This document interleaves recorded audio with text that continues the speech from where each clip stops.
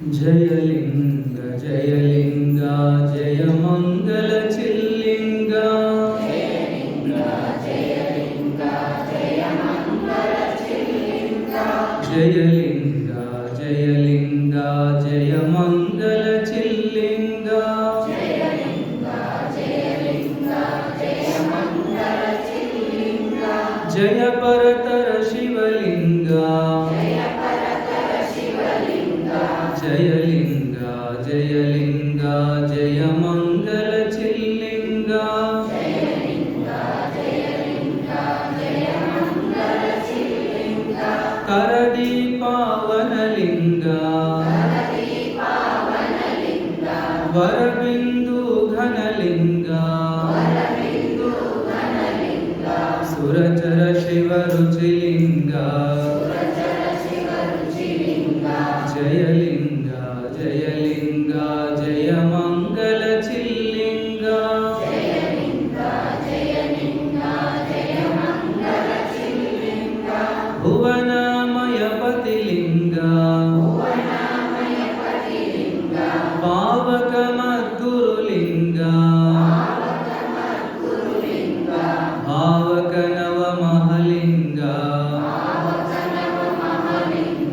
जयलिंग जयलिंग जय मंगल चिल्लिंग जयलिंग जयलिंग जय मंगल चिल्लिंग शिवयोगिष्टदलिंग शिवहृदय प्रभुलिंग शिवयोगालयलिंग जयलिंग जयलिंग जय मंगल चिल्लिंग जयलिंग जयलिंग जय मंगल चिल्लिंग जयलिंग जयलिंग जय मंगल चिल्लिंग जयलिंग जयलिंग जय मंगल चिल्लिंग ಸದಾಕಾಲ ಸ್ಮರಣೀಯರಾದ ಗುರುದೇವರನ್ನು ಹೃದಯಾರೆ ಧ್ಯಾನಿಸಿಕೊಂಡು ಶ್ರಾವಣ ಮಾಸದ ಪರ್ಯಂತರ ನಡೆದ ಪುರಾಣ ಪ್ರವಚನ ಕಾರ್ಯಕ್ರಮದಲ್ಲಿ ಭಾಗಿಯಾದ ತಮ್ಮೆಲ್ಲರಿಗೂ ಶರಣರು. ಚನ್ನಬಸವಣ್ಣನವರ ವಚನ ಪ್ರವಚನದಲ್ಲಿ ನಿನ್ನೆಯ ದಿನ ನಾವು ಕಾಲಜ್ಞಾನದ ವಿಚಾರವನ್ನು ನೋಡ್ತಾ ಬಂದ್ವಿ. ಕಾಲಜ್ಞಾನ ಅದು ಮುಂದಾಗುವಂಥದ್ದನ್ನು ಹಿಂದೆ ಹೇಳಿ ಎಚ್ಚರಿಕೆಯ ಜೀವನಕ್ಕೆ ಪ್ರೇರಣೆಯನ್ನು ನೀಡುವಂಥದ್ದು ಅಂತ ನಾವೆಲ್ಲ ತಿಳ್ಕೊಂಡು ಬಂದ್ವಿ. ಕಾಲಜ್ಞಾನವಾಗಲಿ ಭವಿಷ್ಯವಾಗಲಿ ಅವೆಲ್ಲವೂ ಅತಿಶಃ ಕೇಳಲಿಕ್ಕೆ ಇರುವಂಥವುಗಳಲ್ಲ. ನಾವೆಲ್ಲ ಇವತ್ತು ನೋಡ್ತಾ ಇದ್ದಂತೆ ಪ್ರತಿ ಹೆಜ್ಜೆಗೂ ಜ್ಯೋತಿಷ್ಯವನ್ನು ಕೇಳಿ ಮುಂದಡಿ ಇಡುವಂಥದ್ದು ಅಷ್ಟೇನು ಸರಿಯಾದ ಕ್ರಮ ಅಲ್ಲ.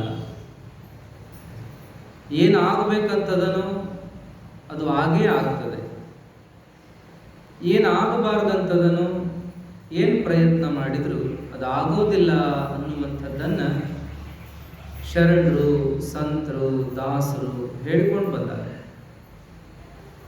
ಮತ್ಯಾಕ ನಾವೆಲ್ಲ ಒದ್ದಾಡೋದು? ಬಾರದು ಬಪ್ಪದು, ಬಪ್ಪುದು ತಪ್ಪದು ಅಂತ ಬಸವಣ್ಣವರು ಹೇಳ್ಯಾರ. ಯಾವುದು ನಮ್ಮ ಪಾಲಿಗೆ ಬರೋದದ ಪ್ರಯತ್ನ ಮಾಡದಿದ್ರು ಬರ್ತದೆ. ಯಾವುದು ನಮ್ಮ ಪಾಲಿಗೆ ಬರುವುದಿಲ್ಲ, ಏನು ಪ್ರಯತ್ನ ಮಾಡಿದ್ರು ಅದು ಬರುವುದಿಲ್ಲ. ಇದನ್ನೇ ಅಕ್ಕ ಮಹಾದೇವಿಯವರು ಹೇಳ್ತಾರೆ,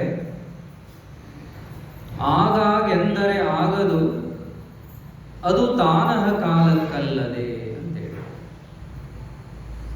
ಆಗ್ಲಿ ಆಗ್ಲಿ ಆಗ್ಲಿ ಅಂದ್ರೆ ನಾವು ಅನ್ಕೊಂಡಂಗ ಆಗುವುದಿಲ್ಲ, ನಾವು ಅನ್ಕೊಂಡಾಗೂ ಆಗುವುದು. ನಾವು ಅನ್ಕೊಂಡಂತೆ ಆಗುವುದಿಲ್ಲ, ನಾವು ಅನ್ಕೊಂಡವಾಗೂ ಆಗುವುದಿಲ್ಲ.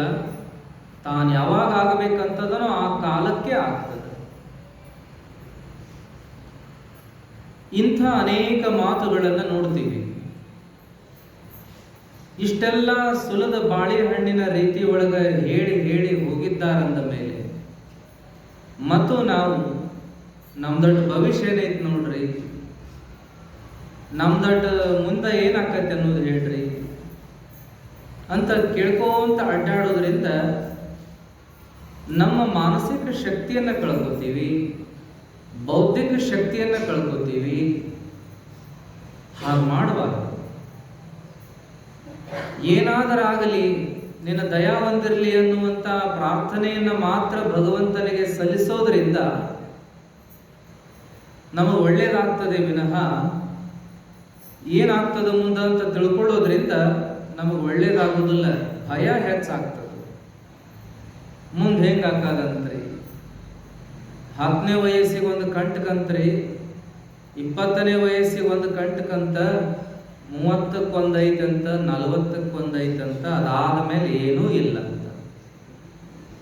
4 ಕಂಟಕ ದಾಟೋದು ಹೆಂಗ್ರಿಪ್ಪ, ದೊಡ್ಡ ಚಿಂತೆ. 5ನೇ ಕಂಟಕ ಅದಾಗಿ ಬಿಟ್ಟಿರ್ತೈತೆ. ಅದಕ್ಕಾಗಿ ಏನೇನೋ ವಿಚಾರಗಳನ್ನು ಮಾಡಿಕೊಂಡು ಜೀವನವನ್ನ ಎತ್ತೆತ್ತಲೋ ತಗೊಂಡು ಹೋಗುವಂಥದ್ದು ಒಳ್ಳೇದಲ್ಲ. ದೇವರು ಏನ್ ಮಾಡ್ಬೇಕಂತ ಇಚ್ಛಾಪಟ್ಟಾನೋ ಹಂಗೆ ಮಾಡೇ ಮಾಡ್ತಾನೆ. ಇದನ್ನ ನಾವೆಲ್ಲರೂ ಖಾತ್ರಿ ಹಿಡಿಬೇಕು. ಈ ವಿಷಯದೊಳಗೆ ಬಹಳ ಗೊಂದಲಕ್ಕೆ ಒಳಗಾಗುತ್ತೀವಿ. ದೇವ್ರೇನ್ ಮಾಡ್ತಾನ ಹಂಗ ಆಕತಿ ಬಿಡು ಅಂತ ಪ್ರಯತ್ನ ಮಾಡ್ಲಾರ್ದಂಗೆ ಕೊಂಡ್ರುದು, ಏನೇನೋ ಮಾಡ್ಲಾರ್ದಂಗೆ ಎದ್ದು ಬಿಡುದು. ಹೇಳ್ಯಾರಲ್ರಿ ದೇವ್ರ ಎಲ್ಲ ಮಾಡ್ತಾನಂತ, ಅವನ ಇಚ್ಛಾದಂಗ ಆಕತಿ ಅಂದ ಮೇಲೆ ನಾವೇನ್ ಮಾಡೋದೈತೆ ಅಂತ ಹೇಳಿ ಶುದ್ಧ ಸೋಮಾರಿಗಳಾಗಿ ಜೀವನ ಕೈ ಕಟ್ಕೊಂಡು ಕಳೆದು ಬಿಡುವಂಥದ್ದೇನೈತಲ್ಲ, ಇದು ಬಹಳ ಕೆಟ್ಟ. ತಪ್ಪು ತಿಳುವಳಿಕೆ ಆಗ್ತಾವ ಹಿಂಗೆ ಹೇಳೋದ್ರಿಂದ. ಏನ್ ಹೇಳಕತ್ತಾರಂದ್ರ, ದೇವ್ರ ನಿನಗ ದಷ್ಟ ಪುಷ್ಟ ಆರೋಗ್ಯವಂತ ಶರೀರ ಕೊಟ್ಟಾನ, ಮತ್ತ ಅದರಾಗ ಒಂದು ಸಶಕ್ತ ಮನಸ್ಸಿಟ್ಟಾನ, ಮತ್ತ ತಿಳ್ಕೊಳಕ ಬರುವಂತಹ ತಿಳುವಳಿಕೆ ಇರುವಂತಹ ಬುದ್ಧಿಯನ್ನು ಕೊಟ್ಟಾನ. ಅದನ್ನು ಉಪಯೋಗ ಮಾಡಿಕೊಂಡು ಜೀವನ ಮಾಡಲಾರ್ದ ನಾವು ಹಿಂಗ ದೇವ್ರು ಮಾಡಿದ್ದಾಲಿ ಅಂತ ಕೈ ಕಟ್ಟಿಕೊಂಡು ಶುದ್ಧ ಸೋಮಾರಿಗತೆ ಕಾಲ ಕಳೆಯೋದ್ರಿಂದ ಆವಾಗ ನಾವೇ ಹಾಳಾಗುತ್ತೀವಿ. ಅದಕ್ಕೆ ಯಾರು ಅಂತಾರಲ್ಲ, ಅದಕ್ಕೆ ನಾವು ಏನೋ ಪ್ರಯತ್ನ ಮಾಡೋದ್ರಿಂದಲೇ ನಮಗೆ ಒಳ್ಳೇದಾಗ್ತದಂತ ದೇವರು ಬರೆದಿದ್ದಂದ್ರೆ ಏನ್ ಮಾಡೋದದ? ಅದಕ್ಕಾಗಿ ಏನೇನೋ ಪ್ರಯತ್ನ ಮಾಡಿದರೆ ಏನೋ ಆಗ್ತದ ಅಂತನ್ನುವಂಥದ್ದು ದೇವರಿಚ್ಛಾಗಿತ್ತು ಅಂದ್ರೆ ಕೈ ಕಟ್ಟಿ ಕೂಡ್ಲಿಕ್ಕೆ ನಾವು ಕಲ್ಲಲ್ಲ, ಮಣ್ಣಲ್ಲ, ಜಡವಸ್ತು ಅಲ್ಲ, ಜೀವಂತ ಚೇತನದೀವಿ. ಹಾಗಾಗಿ ನಾವೆಲ್ಲರೂ ಬುದ್ಧಿ ಇದ್ದಷ್ಟು, ಶಕ್ತಿ ಇದ್ದಷ್ಟು, ಅವಕಾಶ ಇದ್ದಷ್ಟು ನಾವು ಕೆಲಸಗಳನ್ನ ಪ್ರಯತ್ನಗಳನ್ನ ಮಾಡ್ತಾ ಹೋಗ್ಬೇಕು. ಅದರಿಂದ ಏನು ಪ್ರತಿಫಲ ಬರ್ತದೋ ಅದನ್ನ ದೇವರು ಕೊಟ್ಟ ಪ್ರಸಾದಪ ಅಂತ ಸ್ವೀಕಾರ ಮಾಡಬೇಕು. ಇಷ್ಟ ಇರೋದಿದು. ಪ್ರಯತ್ನನೂ ಬೇಕ, ಆದ ಮೇಲೆ ಏನಾಕತ್ತೇವೋ ಅದನ್ನ ಪ್ರಾರಬ್ಧ ಅಂತ ಒಪ್ಕೊಳ್ಳಕ್ಕೂ ಬೇಕ. ಎರಡೂ ಕೂಡೇ ನಡೆದದ. ಪ್ರಯತ್ನ ಪ್ರಾರಬ್ಧದಿಂದ ಜೀವನ ನಡೆದದ. ಪ್ರಾರಬ್ಧದ ಮೇಲೇನೆ ಎಲ್ಲ ಹಾಕಿ ಕುಂತು ಬಿಟ್ರೆ ಪ್ರಾರಬ್ಧ ನಮ್ಮನ್ನು ಏನೋ ಮಾಡಿಬಿಡ್ತದೆ. ಹಾಗಾಗಿ ನಾವು ಕೈ ಚೆಲ್ಲಿ ಕೂಡುವುದಲ್ಲ, ಹಾಗಂತ ನಾವ ಎಲ್ಲ ಮಾಡ್ಕೊಳ್ಳೋರು ಅಂತ ಹೇಳಿ ಹಮ್ಮಿಗೆ ಬೀಳೋದು ಅಲ್ಲ. ನಮ್ಮ ಕರ್ತವ್ಯವನ್ನ ನಾವು ಮಾಡ್ಕೊಂತ ಹೋಗುದು. ದೇವ್ರ ನೀ ಮಾಡಿದಂಗೆ ಆಕತಿ ಅನ್ನೋ ಸತ್ಯ ನನಗೆ ಗುರ್ತೈತೆಪ್ಪ, ನಾ ಆದದ್ದನ್ನು ಒಪ್ಕೊಂತೀನಿ, ಸಮಾಧಾನಲೆ ಮಾಡ್ತೀನಿ ಅನ್ನುವಂಥ ಭಾವನೆಯನ್ನು ಮನಸ್ಸಿನಾಗ ಇಟ್ಟುಕೊಳ್ಳೋದು. ಇಷ್ಟ ನೋಡ್ರಿ. ಹಾಗಾಗಿ ಹೆಜ್ಜೆಗೆ ಕೈ ತೋರಿಸಿ, ಮುಖ ತೋರಿಸಿ, ಬಯೋಡೇಟಾ ತೋರಿಸಿ, ನಮ್ಮದೇನಕತಿ ನಾಳೆ, ಮುಂದೇನಕತಿ, ನಾಡ್ದೇನಕತಿ ಕೇಳ್ಕೊಂತ ಹೋಗೋ ಅವಶ್ಯಕತೆ ಇಲ್ಲ. ಏನ್ ಮಾಡೋರದೇವಿ? ಏನಾದರೂ ಬದಲಾವಣೆ ಮಾಡ್ಕೊಳ್ಳಿಕ್ಕೆ ಸಾಧ್ಯತೆ ಏನು? ಏನ್ ಮಾಡಬಹುದು? ನಾವಂದ್ರೆ ಭಯಕ್ಕೊಳಗಾಗ್ಬೋದು. ನನಗೆ ಇಷ್ಟನೇ ವಯಸ್ಸಿನಾಗ ಸಾವು ಬರ್ತದಂತ, ನನಗಿಷ್ಟೆಲ್ಲ ಕಂಟಕದಾವಂತ, ಮತ್ತು ನನಗೆ ಹಿಂಗೆಲ್ಲ ಆಕತಿ ಅಂತ, ಇಂಥ ರೋಗ ಬರ್ತಾವಂತ ಅಂತ ಹೇಳಿ ಭಯಕ್ಕೊಳಗಾಗೋದು. ಭಯದಿಂದಲೇ ನಾವು ಜೀವನ ಕಳೆಯೋದು ಮತ್ತು ದೌಡ ನಾವೇ ನಮ್ಮ ಜೀವನ ಹಾಳು ಮಾಡ್ಕೊಂಡು ಬಿಡೋದು, ಹಿಂಗಾಗ್ತದೆ.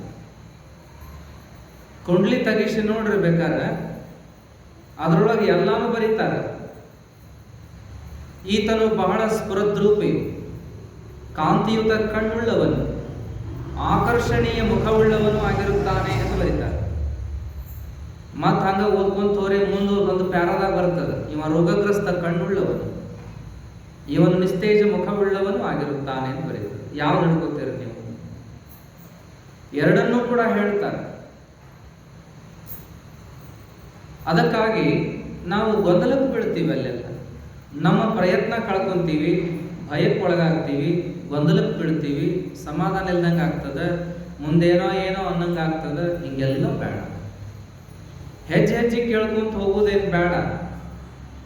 ಆದ್ರೆ ಅದೈತಿ ಒಂದು ಜ್ಯೋತಿರ್ವಿಜ್ಞಾನ ಅಂತ ತಿಳ್ಕೊಳಕ್ ಸಾಕು.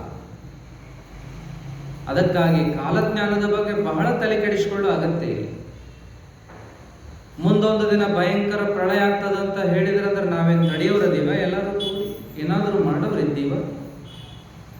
ಸುಮ್ಮನೆ ಏನೋ ಮಾಡ್ತಾರ, ಇಂಥ ಪೂಜೆ ಅಂಥ ಪೂಜೆ, ಹೋಮ ಹವನಗಳು, ಅದನ್ನ ಮಾಡಿ ಇದನ್ನ ಮಾಡಿ ಅದನ್ನ ನಿಲ್ಲಿಸ್ತೀವಿ. ಎಲ್ಲಿ ನಿಲ್ಸಕ್ಕಾಗ್ತದೆ?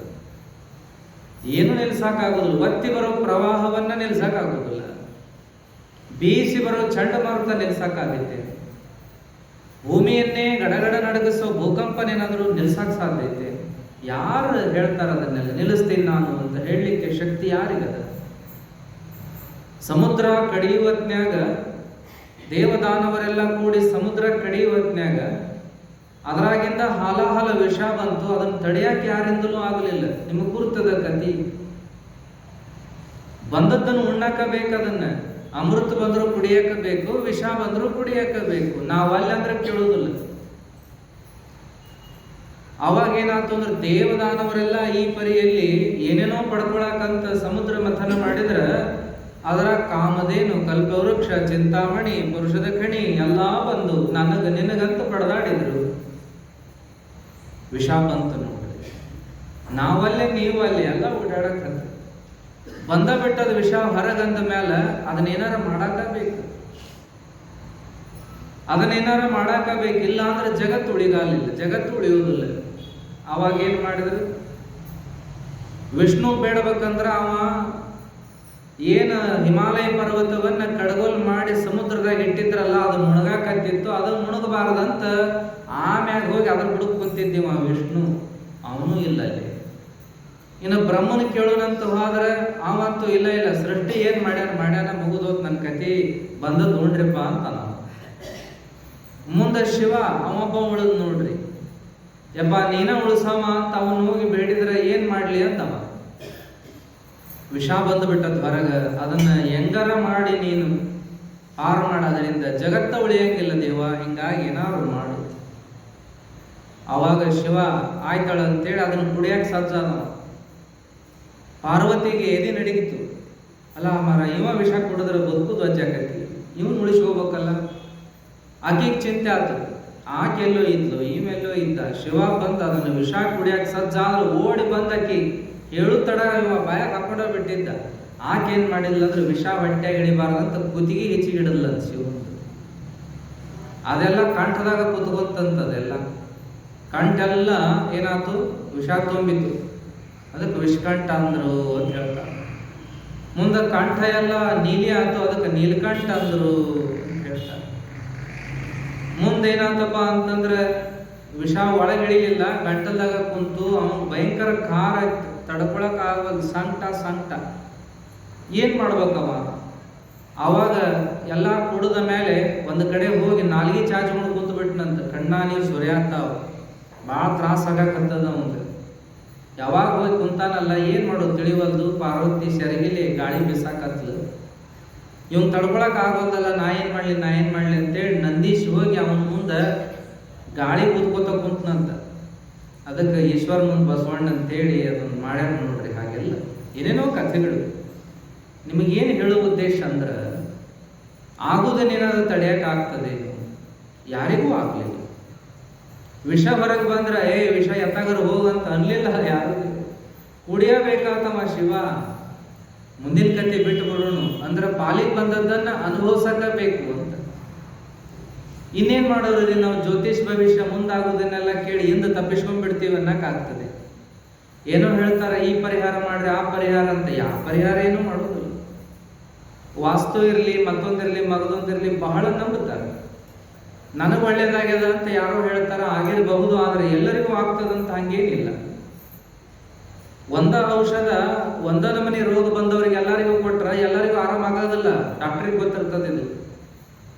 ನಿಮ್ಮ ವಯಸ್ಸ, ನಿಮ್ಮ ಶಕ್ತಿ, ನಿಮಗಿರೋ ರೋಗಗಳು, ನಿಮ್ಮ ಶರೀರ ಶಾಸ್ತ್ರ ಹೆಂಗದನೋ, ಪ್ರಕೃತಿ ಹೆಂಗದನೋ ಅದರ ಮೇಲೆ ನಿಮ್ಮ ಗುಳಿಗೆ ಕೊಡಬೇಕು. ಎಲ್ಲರಿಗೂ ಶುಗರ್ ಬಂದಂತೆ ಎಲ್ಲರಿಗೂ ಒಂದ ನಮನಿ ಗುಳಿಗೆ ಕೊಟ್ರೆ ಎಲ್ಲರಿಗೂ ಅನ್ವಯ ಆಗೋದಿಲ್ಲ. ಬೇರೆ ಬೇರೆನೇ ಇರ್ತದೆ. ಎಲ್ಲರಿಗೂ ತೆಲ್ಲು ಬಂದಂತೆ ಎಲ್ಲರಿಗೂ ಒಂದ ನಮನಿ ಗುಳಿಗೆ ಕೊಟ್ರೆ ಆರಾಮಾಕತ್ತೆ ಅಂತ ಹಂಗೇನಿಲ್ಲ. ಹಾಗಾಗಿ ಏನಪ್ಪಾ ಅಂತಂದ್ರೆ, ಏನೋ ಸಮಸ್ಯೆ ಬಂತು, ನಾವೇನೋ ಮಾಡಿದ್ವಿ, ಪರಿಹಾರ ಆಗಿಬಿಡ್ತು ಅಂತ ಅನ್ನಕ್ಕೆ ಸಾಧ್ಯ ಆಗುದಿಲ್ಲ. ಮುಂದಾಗೋದನ್ನು ತಿಳ್ಕೊಂಡು ಏನ್ ಮಾಡೋರದಿರಿ, ಎಲ್ಲವನ್ನ ಎದುರಿಸಾಕ ಆತ್ಮಬಲ ಒಂದಿರ್ಲಿಪ್ಪ. ಎಲ್ಲವನ್ನ ಎದುರಿಸಿ ನಿನ್ನ ಸ್ಮರಣೆ ಮಾಡಿಕೊಂಡು ಬಂದದ್ದನ್ನು ಸ್ವೀಕಾರ ಮಾಡಿಕೊಂಡು ಆರಾಮಾಗಿ ಬದುಕುವಂತ ಶಕ್ತಿ ಕೊಡಪ್ಪ ಅಂತ ಬೇಡುದು ನಾವು. ಅದಕ್ಕೆ ಕಾಲಜ್ಞಾನವನ್ನ, ಜ್ಯೋತಿಷ್ಯವನ್ನ ಎದಕ್ಕೆ ನಾವು ನೋಡಿದೀವಿ ಅಂದ್ರೆ ಎಚ್ಚರಿಕೆಯಿಂದ ಬದುಕಾಕ ನೋಡ್ಬೇಕದ. ತಪ್ಪು ಮಾಡಾಕ ನೋಡೋದಲ್ಲ. ಕೆಲವ್ರು ಹೆಂಗೋ ಮಾಡ್ತಾರೆ ನೋಡ್ರಿ, ಭಯಂಕರ ಜಗತ್ತು ವಿಚಿತ್ರ ಐತಿ. ಏನ್ ಹೇಳಿದ್ರು ಡಬಲ್ ಮೀನಿಂಗ್ ಆಗ್ತದೆ. ಕಾಲಜ್ಞಾನ ಹೇಳಿ ಮುಂದೆ ಹಿಂಗೆಲ್ಲ ಆಗುದೈತ್ಪ, ದೊಡ್ಡ ಅನಾಹುತ ಅಂತ ಹೇಳಿದ್ರೆ ನಿಮ್ಮಂಥವ್ರು ಹೆದರಿ ಚಲೋ ಜೀವನ ಮಾಡಾಕ ನೋಡ್ತೀವಿ, ಚಲೋ ಹೊತ್ನಿಗೆ ಬದುಕಾಕ ನೋಡ್ತೀವಿ, ಧರ್ಮದಿಂದ ಬದುಕಾಕ ನೋಡ್ತೀವಿ. ಇನ್ನು ಕೆಲವ್ರು ಇರ್ತಾರ, ಮುಂದೆ ಹಾಳಾಗಿ ಹೋಗೋದೈತಂತ ಇವತ್ತಿಂದ ಯಾಕೆ ಹಾಳು ಮಾಡ್ಕೊಂಡು ಚಂದ ಕುಡಿ, ತಿನ್ನು, ಉಳ್ಳಾಡು, ತುರ್ಯಾಡು, ಜಿಗದಾಡು, ಕುಣದಾಡು ಅಂತೇಳಿ ಅವ್ರು ನಾಳೆ ಸಾಯೋದ್ರಿಂದ ಸತ್ತು ಹೋಗ್ಬಿಡ್ತಾರೆ. ಹಿಂಗು ಎರಡು ಪರಿಣಾಮಗಳಾಗ್ತವೆ. ಇದನ್ನೇನು ಮಾಡಾಕ ಬರೋದಿಲ್ಲ. ಹಿಂಗಿರುದ ಚಲೋ ಬೆಳಿ ಅಂತೇಳಿ ಗೊಬ್ಬರ ಚೆಲ್ಲಿದ್ರೆ ಬೆಳಿನೂ ಬೆಳಿತೈತಿ, ಅದ್ರ ಜೋಡಿ ಕಸನೂ ಬೆಳಿತೈತಿ. ಹೊಲಕ್ಕೆ ನಾವು ಹಾಕಿದ ಗೊಬ್ಬರ ಬರೀ ಬೆಳಿ ಅಟ್ಟ ಹೀರ್ಕೋತಂತೀರಿ, ಹೊಲ ತುಂಬ ಒಗದಿರ್ತೀವಿ ಗೊಬ್ಬರನ, ಕಳೆ ಅನ್ನೋದು ಹೀರ್ಕೊಂಡಿರ್ತೈತಿ, ಅದನ್ನ ಬೆಳೆ ಅನ್ನೋದು ಹೀರ್ಕೊಂಡಿರ್ತೈತಿ. ಏನ್ ಮಾಡಕ್ ಬರ್ತೈತಿ? ಒಂದು ಒಳ್ಳೆ ವಿಷಯ ಹೇಳಿದಾಗ ಅದ್ರ ಕೆಟ್ಟ ಪರಿಣಾಮನೂ ಆಗಿರ್ತೈತಿ, ಒಳ್ಳೆ ಪರಿಣಾಮನೂ ಆಗಿರ್ತೈತಿ ಅಂದ ಮೇಲೆ ಅದಕ್ಕೆ ನಾವು ಜವಾಬ್ದಾರ ಆಗೋದಿಲ್ಲ.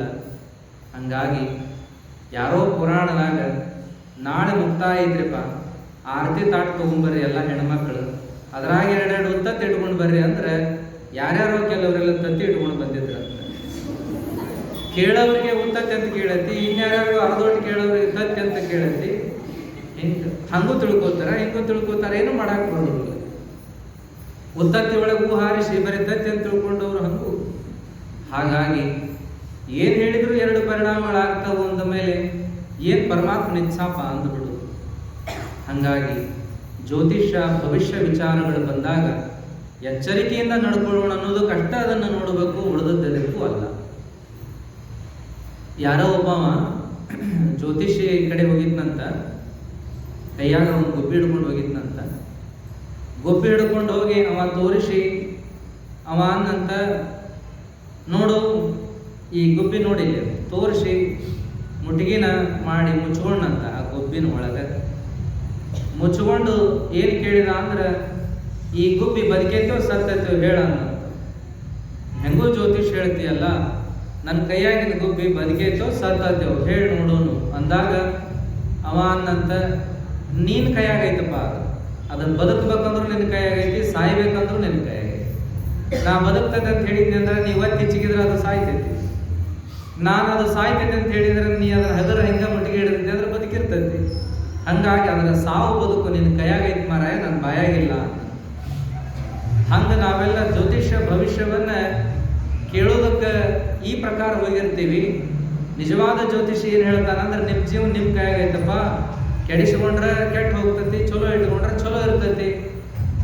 ಅದಕ್ಕಾಗಿ ನಾವೆಲ್ಲ ಕೈ ನೋಡಿ ಭವಿಷ್ಯವನ್ನ ಕೇಳ್ತೀವಲ್ಲ, ತಿಳಿದವರು ಹೇಳ್ತಾರ ಭವಿಷ್ಯ ನಿನ್ನ ಕೈಯಾಗ ಐತಿ, ರೇಖಾ ಒಳಗಿಲ್ಲ, ನಿನ್ನ ಕೈಯಾಗ ಐತಿ. ಚಲೋ ದುಡ್ದಿ, ಚಲೋ ಜೀವನ, ಸೋಮಾರಿಯಾಗಿ ಬದುಕಿದಿ, ಜೀವನ ಹಾಳು. ಹಾಗಾಗಿ ಕುಡ್ತಾ ಗಿಡ್ತಾ ವ್ಯಸನ ಮಾಡಿದೆ ಅಂದ್ರೆ ಜೀವನ ಹಾಳು. ಇಲ್ಲಪ್ಪ, ಇದ್ದದನ್ನ 4 ರೂಪಾಯಿ ಕಾಯ್ಕೊಂಡು ಚಲೋ ತಿಂದು ಚಲೋ ಉಂಡು ಚಲೋತ್ನಾಗೆ ಜೀವನ ಮಾಡಿದೆ ಅಂದ್ರೆ 4 ರೂಪಾಯಿ ಹೆಚ್ಚಿಗೆ ಬದುಕ್ತಿ. ಹಾಗಾಗಿ ಜೀವನ ನಮ್ಮ ಕೈ ಒಳಗದ, ಭವಿಷ್ಯ ನಮ್ಮ ಕೈ ಒಳಗದ, ಕಾಲಜ್ಞಾನ ನಮ್ಮ ಕೈ ಒಳಗದ. ಬಹಳ ವಿಚಾರಗಳನ್ನ ಅವ್ರ ಬಾಯಿಲೆ ಇವ್ರ ಬಾಯಿಲೆ ಕೇಳ್ಕೊಂತ ತಲೆಹಾಳು ರೊಕ್ಕ ಹಾಳು, ಶಕ್ತಿ ಹಾಳು, ಜೀವನ ಹಾಳು ಮಾಡಿಕೊಳ್ಳೋದು ಬೇಡ ಅನ್ನುವಂಥ ಮಾತುಗಳನ್ನು ನೋಡ್ತಾ ಇವತ್ತಿನ ವಿಷಯ ಏನಪ್ಪಾ ಅಂತಂದ್ರೆ ಐಕ್ಯ ಸ್ಥಳ ಅಂತ ಹೇಳಿ.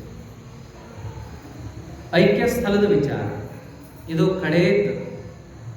ಭಕ್ತ, ಮಹೇಶ, ಪ್ರಸಾದಿ, ಪ್ರಾಣಲಿಂಗಿ, ಶರಣ, ಐಕ್ಯ. ಇದು 6ನೇ ಮೆಟ್ಟಿಲು.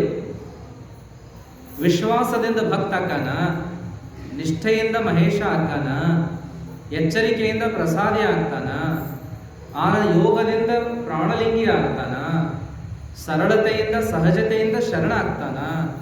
ಕೊನೆಗೇನಪ್ಪಾ ಅಂತಂದ್ರೆ ಯಾವುದಕ್ಕೂ ಅಂಟಿಕೊಳ್ಳದಂತೆ ಬದುಕಿ ಮುಕ್ತನಾಗ್ತಾನ, ಐಕ್ಯನಾಗ್ತಾನ ಅಂತ ಹೇಳುದು. ಭಕ್ತನಿಗೆ ಇವೆಲ್ಲ ಸ್ವಭಾವಗಳು ಬೇಕು. ಆತನಿಗೆ ವಿಶ್ವಾಸ ಬೇಕು, ಆತನಿಗೆ ನಿಷ್ಠೆ ಬೇಕು, ಆತನಿಗೆ ಎಚ್ಚರಿಕೆ ಬೇಕು, ಆತನಿಗೆ ಯೋಗ ಬೇಕು, ಆತನಿಗೆ ಸರಳತೆ ಸಹಜತೆ ಬೇಕು. ಕೊನೆಯದಾಗಿ ಇದ್ದು ಇಲ್ಲದಂತಿರುವ ನಿರಾಳ ಸ್ವಭಾವ ಅದು ಕೂಡ ಅವಶ್ಯವಾಗಿ ಬೇಕು. ಎಲ್ಲ ಮಾಡೋದು ಯಾವುದಕ್ಕೂ ಅಂಟಿಕೊಳ್ಳದಂತೆ ಇರೋದು, ಎಲ್ಲವನ್ನ ಮಾಡೋದು ಅದರ ತಾಪ ಪರಿತಾಪಗಳನ್ನು ಮನಸ್ಸಿನಾಗ ಇಟ್ಟುಕೊಳ್ಳಾರ್ದಂಗೆ ಇರೋದು. ಈ ಸ್ಥಿತಿಗೆ ಐಕ್ಯ ಸ್ಥಿತಿ ಅಂತ ಹೇಳ್ತಾ ಬರ್ತಾರೆ. ದೇವರೇ ಆಗಿಬಿಡೋದು. ಜಗತ್ತಿನೊಳಗೆ ಏನೆಲ್ಲ ನಡೆದರು ಏನೊಂದಾಗದಂತೆ ಸಮಾಧಾನವಾಗಿರ್ತಾನಲ್ಲ ದೇವರು, ಹಂಗಿತ್ತು ಬಿಡೋದು. ಭಾಳ ತ್ರಾಸ ಮಾಡಿಕೊಂಡು ಗುರುಗಳ ಹತ್ರ ಹೋದಾಗ ಗುರುಗಳು ಹೇಳ್ತಾರಂತ, ಭಾಳ ತಾಪ ಮಾಡ್ಕೋಬೇಡಪ್ಪ, ದೇವರಿದ್ದಂಗಿರು, ಸುಮ್ಮನಿರು, ತಣ್ಣಗಿರು, ಮಾಡೋದು ಕರ್ತವ್ಯ, ತಲೆಗೆ ಭಾಳ ಹಚ್ಕೊಳ್ಳಾರ್ದಂಗೆ ಇರೋದು, ಅಷ್ಟ ಕಲಿಯೋದು ನೋಡಪ್ಪ ಅಂತೇನು ಹೇಳ್ತಾರಲ್ಲ, ಇದ ಐಕ್ಯ ಸ್ಥಿತಿ. ಐಕ್ಯ ಅಂದ್ರೆ ಕೂಡುವುದು. ಯಾರನ್ನು ಕೂಡುವುದು? ದೇವರನ್ನ ಕೂಡುವುದು. ಅದಕ್ಕಾಗಿ ದೇವರನ್ನ ಕೂಡುವ ಸ್ಥಿತಿಯನ್ನು ಹೇಳುವುದು ಐಕ್ಯ ಸ್ಥಳ. ಐಕ್ಯ ಸ್ಥಳದೊಳಗೆ 2 ಅದಾವ. ಅಂದ್ರೆ 2 ಪ್ರಕಾರಗಳನ್ನು ನೋಡುತ್ತೀವಿ. ಒಂದು ಸದೇಹ, ಒಂದು ವಿದೇಹ ಅಂತ ಹೇಳ್ತಾರೆ. ಕೈವಲ್ಯ ಅಂತ, ಐಕ್ಯ, ಕೈವಲ್ಯ, ಮುಕ್ತಿ. ಆಮೇಲೆ ಸಾಮಾನ್ಯವಾಗಿ ಸಾವು, ಪ್ರಾಣ ಬಿಡೋದು, ದೇಹ ಬಿಡೋದು, ಜೀವ ಬಿಡೋದು, ಇದು ಇಂಥವೆಲ್ಲ ಶಬ್ದ ಕೇಳ್ತೀರಿ ನೀವು. ಸಾವಿಗಿಷ್ಟೆಲ್ಲ ಶಬ್ದಗಳದಾವ ನೋಡ್ರಿ. ಸತ್ರು ಅಂತ ಹೇಳ್ತೀರಿ, ಜೀವ ಬಿಟ್ರ ಅಂತ ಹೇಳ್ತೀರಿ, ದೇಹ ಬಿಟ್ರ ಅಂತ ಹೇಳ್ತೀರಿ, ಪ್ರಾಣ ಹೋತಂತ ಹೇಳ್ತೀರಿ ಅಲ್ಲ. ಇನ್ನೂ ಅನೇಕ ಶಬ್ದಗಳನ್ನು ಬಳಸ್ತಾ ಹೋಗ್ತೀರಿ ಸಾಮಾನ್ಯವಾಗಿ, ಲೌಕಿಕವಾಗಿ. ಪಾರಮಾರ್ಥಿಕವಾಗಿ ಹೇಳೋದೇನಪ್ಪ ಅಂದ್ರೆ ಕೈವಲ್ಯ, ಐಕ್ಯ, ಮುಕ್ತಿ, ಹೀಗೆಲ್ಲ ಹೇಳ್ತಾರೆ. ಇದರೊಳಗನ 2 ಸದೇಹ ಮತ್ತು ವಿದೇಹ ಅಂತ ಹೇಳ್ತಾರೆ. ದೇಹ ಸಹಿತ ಮುಕ್ತಿಯನ್ನು ಪಡೆಯುವುದು, ದೇಹವನ್ನ ಬಿಟ್ಟು ಮುಕ್ತಿಯನ್ನು ಪಡೆಯುವುದು ಸದೇಹ. ಇದು ಬಹಳ ಕಠಿಣ, ಸುಮ್ ತಿಳ್ಕೊಳಕ್ ನೋಡೋದು. ಅಲ್ಲಂ ಪ್ರಭು ಕದಳಿ ಬನದಾಗ ಐಕ್ಯ ಆಗ್ಯಾರ ಅಂತ ಕೇಳ್ತೀವಿ. ಅಕ್ಕ ಮಹಾದೇವಿ ಕದಳಿ ಬನದಾಗ ಐಕ್ಯ ಆಗ್ಯಾರ ಅಂತ ಕೇಳ್ತೀವಿ. ಅಲ್ಲಿ ಏನೊಂದು ಸಿಗದಿಲ್ಲ, ಪಳಿಯುಳಿಕೆಗಳೇನು ಸಿಗುದಿಲ್ಲ. ಸತ್ತವರನ್ನ ಹೂಳಿದ್ರೆ ಅಲ್ಲಿ ಎಲು ಇತ್ಯಾದಿ ಸಿಗ್ತಾವು. ಕೊನೆ ಪಕ್ಷ ಬಹಳ ವರ್ಷ ಆತು ಅಂತಂದ್ರೆ, ಬಹಳ ವರ್ಷ ಅಂತಂದ್ರೆ ಏನಾದರೂ ಆ ಉದ್ಯೋಗವಾದ ಆಭರಣ ವಸ್ತು ಒಡವೆ ಇಟ್ಟಿದ್ರೆ ಅವು ಸಿಗ್ತಾವ. ಆದ್ರೆ ಇಂಥವ್ರದ್ದೇನೂ ಇಲ್ಲ ಬಯಲ ಅವ್ರೇನಪ್ಪ ಅಂದ್ರೆ ದೇಹ ಸಹಿತ ಮುಕ್ತಿಯನ್ನ ಪಡೆದವರು. ಇದು ಎಲ್ಲರಿಗೂ ತಿಳಿಯಂಗಿಲ್ಲ, ಎಲ್ಲರಿಗೂ ಸಾಧ್ಯನೂ ಆಗುವುದಿಲ್ಲ. ದೇಹ ಸಹಿತ ಮುಕ್ತಿ ಪಡೆಯುವುದು ಸದೇಹ ಮುಕ್ತಿ ಅಂದ್ರೆ ಕರ್ಪೂರ ಉರಿದಂಗ. ಕರ್ಪೂರ ಉರಿದ್ರೆ ಬೂದಿ ಉಳಿತೈತೆ ಏನು? ಉಳಿಯಂಗಿಲ್ಲ. ಉದಿನ ಕಟ್ಟಿ ಉರಿದ್ರೆ ಬೂದಿ ಉಳಿತದ, ಕಟ್ಟಿಗೆ ಉರಿದ್ರೆ ಬೂದಿ ಉಳಿತದ. ಆದ್ರೆ ಕರ್ಪೂರ ಉರಿದ್ರೆ ಬೂದಿ ಸಹ ಉಳಿಯಂಗಿಲ್ಲ. ಕರ್ಪೂರ ಉರಿದಂಗ ಉರಿದು ಹೋದ್ರು ಅಂದ್ರೆ ಅದು ಸದೇಹ ಮುಕ್ತಿ. ಏನಾದರೂ ಬೂದಿ ಅಂಶ ಉಳಿತು ಅಂದ್ರೆ ಅದು ವಿದೇಹ ಮುಕ್ತಿ ಅಂತ ಹಿಂಗೆ. ಇನ್ನೊಂದದ ಏನಪ್ಪಾ ಅಂದ್ರೆ ಜೀವಂತ ಸಮಾಧಿ, ಅದೊಂದು ಆಗ್ತೈತಿ. ಈಗಿಲ್ಲ, ಅದನ್ನು ಸರ್ಕಾರ ಬ್ಯಾನ್ ಮಾಡಿದೆ. ಜೀವಂತ ಸಮಾಧಿ ಆಗೋದನ್ನು ಬ್ಯಾನ್ ಮಾಡಿದೆ. ಅದು ತಪ್ಪು, ಅಪರಾಧ ಅಂತ ಹೇಳಿ. ಆದ್ರೆ ಸದೇಹ ಮುಕ್ತಿ ಪಡೆಯುವ ಸಂಖ್ಯೆ ಬಹಳ ಇಲ್ಲ. ವಿದೇಹ ಮುಕ್ತಿ ಪಡೆಯುವಂಥದ್ದು ಅದ. ಈಗ ಅಂಥವ್ರ ಸಂಖ್ಯೆನೂ ಇಲ್ಲ. ಹಿಮಾಲಯ ಭಾಗದೊಳಗೆ ಇನ್ನೊಂದು ವಿಶೇಷ ಏನದ ಅಂತಂದ್ರೆ ಅವರು ದೇಹ ಸಹಿತ ಮುಕ್ತಿಯನ್ನ ಪಡೆದು ಅವಶ್ಯ ಬಿದ್ದಾಗ ಕಾಣಿಸ್ಕೊಂತಾರ, ನೆನೆಸಿದರೆ ಇಲ್ಲೇ ಕಾಣಿಸ್ಕೊಂತಾರ. ಹಿಂಗೊಂದದ ಸ್ಥಿತಿ, ಬಯಲ ಸ್ವರೂಪ ಸ್ಥಿತಿ. ಅಂಥದ್ದನ್ನ ಸ್ವಾಮಿ ರಾಮ ಅವರು ತಮ್ಮ ಪುಸ್ತಕದೊಳಗೆ ಬರೀತಾರ. ಪರಮಹಂಸ ಯೋಗಾನಂದರು ಬರೀತಾರ. ಸ್ವಾಮಿ ರಾಮ ಅವರು ಅದರ ಬಗ್ಗೆ ಬಹಳ ಬರೀತಾರ, ಪರಮಹಂಸರು ಬರೀತಾರ, ಯೋಗಾನಂದರು ಅಂತೇಳಿ. ಅವರು ಗುರುಗಳು ಈ ಮಾತು ಹೇಳೋದನ್ನು ಕೇಳಿ ಇದು ಹೆಂಗ ಅಂತ ಆಶ್ಚರ್ಯ ಆಗ್ತದ. ಆವಾಗ ಅವ್ರು ಹೇಳ್ತಾರ, ಎಲ್ಲೂ ಹೋಗಬೇಡ, ಕುಂಭಮೇಳಕ್ಕೆ ಹೋಗ್ನಿ, ಅಲ್ಲಿ ಅವಶ್ಯ ನಿನಗೆ ದರ್ಶನ ಕೊಡ್ತಾರ ಅಂತ ಹೇಳಿ. ಮಹಾ ಅವತಾರಿ ಬಾಬಾ ಅಂತ ಹೇಳಿ ಸಾವಿರಾರು ವರ್ಷಗಳಿಂದ ಬದುಕ್ಯಾರವರು, ನೀನು ನೆನೆಸಿದ್ರೆ ಅಲ್ಲೇ ಪ್ರಕಟ ಆಗ್ತಾರ ಅಂತ ಹೇಳಿ. ಆವಾಗ ಏನಾತಪ್ಪ ಅಂತಂದ್ರೆ ಪರಮಹಂಸ ಯೋಗಾನಂದರು ನೋಡ್ಬೇಕಂತೇಳಿ ಕುಂಭಮೇಳಕ್ಕೆ ಹೋದ್ರು. 12 ವರ್ಷಕ್ಕೊಮ್ಮೆ ಆಕತ್ ನೋಡ್ರಿ, ಅಲ್ರಿ ಸರ್, ಅಲಹಾಬಾದಿನೊಳಗೆ ಆಗ್ತದೆ. ನಾಗಾ ಸಾಧುಗಳು, ಅಘೋರಿಗಳು, ಲಾಕುಲೀಶರು, ಪಾಶುಪತರು, ಶೈವ ಪರಂಪರೆಯವರು, ಸಾವಿರಾರು ಸಾಧುಗಳು ಬಂದ್ಬಿಡ್ತಾರೆ ಅಲ್ಲೆಲ್ಲ. ಎಲ್ಲೆಲ್ಲಿ ಇರ್ತಾರೋ ಏನ್ ಕಥೆಯೋ, ಎಲ್ಲರೂ ಕೂಡುವಂಥದ್ದೊಂದು ಕುಂಭಮೇಳ ಅಂತೇಳಿ. ಎಂಥೆಂಥ ಯೋಗಿಗಳಲ್ಲಿ ಬಂದಿರ್ತಾರೆ, ಆದ್ರೆ ಅವ್ರ ಶಕ್ತಿ ಎಲ್ಲರಿಗೂ ಗುರ್ತಾಗುದಿಲ್ಲ. ಅವಾಗ ಅಲ್ಲೇನಾಯ್ತು ಅಂದ್ರೆ ಯೋಗಾನಂದರು ಹುಡುಕಾಡಿಕೊಂಡು ಹೋದ್ರು, ಎಲ್ಲಿ ಯಾರು ಅಂಥವ್ರು ಸಿಗಲಿಲ್ಲ. ಒಂದು ದೊಡ್ಡ ಮರ ಇತ್ತು, ಆ ಮರದ ಸನೇಕ ಇಲ್ಲಿ ಯಾರೂ ಇಲ್ಲಲ್ಲ, ನಿರ್ಜನ ಪ್ರದೇಶ, ಸ್ವಲ್ಪ ದಣಿವು ಆರಿಸಿಕೊಳ್ಳೋಣ ಅಂತ ಅಲ್ಲಿ ಹೋಗುವಾಗ ಯಾರನ್ನು ಹುಡುಕೊಂಡು ಬಂದೆ, ಅವರ ಎಲ್ಲಿ ದರ್ಶನ ಕೊಡಲಿಲ್ಲ. ಏನಪ್ಪಾ ಅಂತ ತಿಳ್ಕೊಂಡು ಆ ಮರದ ಕೆಳಗೆ ವಿಶ್ರಾಂತಿ ತಗೊಳ್ಳೋಣ ಅಂತ ಅಲ್ಲಿ ಸಮೀಪಕ್ಕೆ ಹೋಗುವುದ ತಡ ಮರದ ಹಂತೇಕ ನಿಂತು ಬಿಟ್ಟಿದ್ರು. ಅವರು ಅಲ್ಲಿ ಹೋಗುತ್ತಕ ಕಾಣಲಿಲ್ಲ. ಅಲ್ಲಿ ಹೋದ್ಮೇಲೆ ಅವರು ಕಂಡ್ರು, ಪ್ರಕಟಗೊಂಡ್ರು. ಮಹಾವತಾರಿ ಬಾಬಾ, ಬಾರೋ ಮಾರಾಯ, ನಿನಗೆ ಇಲ್ಲಿ ಬರಾಕ ನಾನು ಪ್ರೇರಣೆ ಕೊಟ್ಟೆ, ಅದಕ್ಕೆ ದರ್ಶನ ಕೊಡಬೇಕಾಗಿತ್ತು, ಅದಕ್ಕೆ ಇಲ್ಲೇ ನಿಂತಿದ್ದೆ ನಾನು ಅಂದಾಗ ಆಶ್ಚರ್ಯ ಆಗೋತಂತಿಲ್ಲ. ಇವರನ್ನ ತಬ್ಬಿಕೊಂಡು ಸಂತೋಷ ಪಡ್ತಾರವರು. ಇದು ಹೆಂಗ್ರಿ ಅಂತೀರ? ಅಲ್ಲಂ ಪ್ರಭು ಕಥೆ ಕೇಳಂಗಿಲ್ಲ ನಾವು. ನಡೆದ್ರೆ ಹೆಜ್ಜೆ ಮೂಡ್ತಿದ್ದಿಲ್ಲ, ಮುಟ್ಟಿದ್ರೆ ಮೈ ಸಿಗ್ತಿದ್ದಿಲ್ಲ, ನೆನೆಸದಲ್ಲೇ ಹೋಗಿ ಅಲ್ಲಿ ಕಾಣ್ತಿದ್ರು, ಆದ್ರೆ ಮುಟ್ಟಿದ್ರೆ ಸಿಗ್ತಿದ್ದಿಲ್ಲ ಅಂತ ಅಲ್ಲಮ ಪ್ರಭು. ಅಂಥ ಶಕ್ತಿ ಅದು, ಸದೇಹ ಮುಕ್ತಿ ಅದು. ಅವರು ದೇಹ ಭೂಮಿ ಒಳಗೆ ಹುಗ್ಯಾಕ್ ಬರುವುದಿಲ್ಲ, ದೇಹ ಸಮೇತ ಮುಕ್ತಿ ಪಡೆದಿರ್ತಾರ, ನೆನೆಸಿದಗಳೇ ಕಾಣ್ತಾರ. ಇಂಥದ್ದನ್ನ ಮಹಾವತಾರಿ ಬಾಬಾನ ಕಥೆ ಒಳಗೆ ಕೇಳ್ತೀವಿ, ಅಲ್ಲಂ ಪ್ರಭು ಜೀವನದಾಗ ಕೇಳ್ತೀವಿ.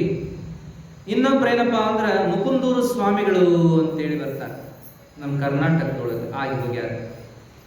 ಅವ್ರೇನಪ್ಪ ಅಂತಂದ್ರೆ ಅವ್ರ ಜೀವನದೊಳಗೂ ಬರ್ತದ. ಅವರ ಸಮೀಪವರ್ತಿ, ಅವರನ್ನು ನೋಡಿ ಅವರ ಜೀವನ ಚರಿತ್ರೆ ಬರೆದಿರುವಂತ ಬೆಳಗೆರೆ ಕೃಷ್ಣಶಾಸ್ತ್ರಿ ಅಂತ ತಿಳ್ಕೊಂಡು ಕನ್ನಡ ಶಾಲೆ ಮಾಸ್ತರ್. ಅವರು ಬ್ರಹ್ಮಚಾರಿಗಳು, ಗುರುಗಳ ಸಂಪರ್ಕದಾಗಿದ್ದ ಅವರು ಬ್ರಹ್ಮಚಾರಿಗಳಾಗಿ ಉಳಿತಾರ. ಗುರುಗಳನ್ನ ಒಮ್ಮೆ ತಾವಿದ್ದ ಮನೆಗೆ ಕರ್ಕೊಂಡು ಹೋಗಿರ್ತಾರೆ. ಬರ್ಬೇಕ್ರಿಯಪ್ಪ ಅಂತ. ಗುರುಗಳಲ್ಲಿ ಹೋದಾಗ ಏನಾಯ್ತು ಅಂದ್ರೆ ರಾತ್ರಿ ಪಳೋತ್ತಕ ಮಾತಾಡ್ಕೋತ ಕುಂತರು. ಯಪ್ಪ ಇಲ್ಲೇ ಆರಾಮ್ ತಗೊಂಡ್ಬಿಡ್ರಿ ಅಂತ, ಇಲ್ಲೇನು ಗದ್ಲಿಲ್ಲ, ಗಲಾಟಿಲ್ಲ, ನಾ ಒಬ್ಬದೀನಿ, ನಡೀತೈತೆ ಅಂದ್ರೆ ನಾನು ಇಲ್ಲೇ ಒಳಗ ಮಲಗ್ತೀನಿ, ಇಲ್ಲ ಅಂದ್ರೆ ನಾ ಹೊರಗೆ ಮಲಗ್ತೀನಿ, ತಾವಿಲ್ಲಿ ಮಲಗ್ರಿ ಅಂತ ವ್ಯವಸ್ಥೆ ಮಾಡಿದ್ರಂತ ಅವರು ಕೃಷ್ಣ ಶಾಸ್ತ್ರಿಗಳು. ಗುರುಗಳಂದ್ರೆ ಉತ್ಸಾಹ ಇಲ್ಲೇ ಮಗು, ಅದಕ್ಕೇನಾಕೈತೆ ಅಂದ್ರು. ಅಲ್ಲೇ ಕೋಲ್ಯಾಗ ಒಂದು ಕಡೆ ಇವರು, ಒಂದು ಕಡೆ ಗುರುಗಳು ಮಲಗಿದ್ರು. ಗುರುಗಳು ಮಲಗಿದ ಮೇಲೆ ಸಾವಕಾಶ ಬಾಗ್ಲ ಹಾಕಿ ಅಗಳಿ ಹಾಕಿದ್ರು. ಅವಾಗ ಅಗಳಿ ನೋಡ್ರಿ ಬಾಗ್ಲಕ್ಕೆ ಹಾಕ, ದಪ್ಪನೆ ದೊಡ್ಡ ಒಂದ ಬಾಗ್ಲ, ಅದಕ್ಕೆ ಹಿಂದೆ ದೊಡ್ಡ ಅಗಳಿ, ಈ ಕಡೆಯಿಂದ ಈ ಕಡೆ ತಂದ ಎಳೆದು ಇಡುವಂತದ್ದು. ಅಗಳಿ ಹಾಕಿ ಮಲಗಿದ್ರು ಶಾಸ್ತ್ರಿಗಳು. ಗುರುಗಳು ಆರಾಮ್ ಮಲಗ್ಯಾರ.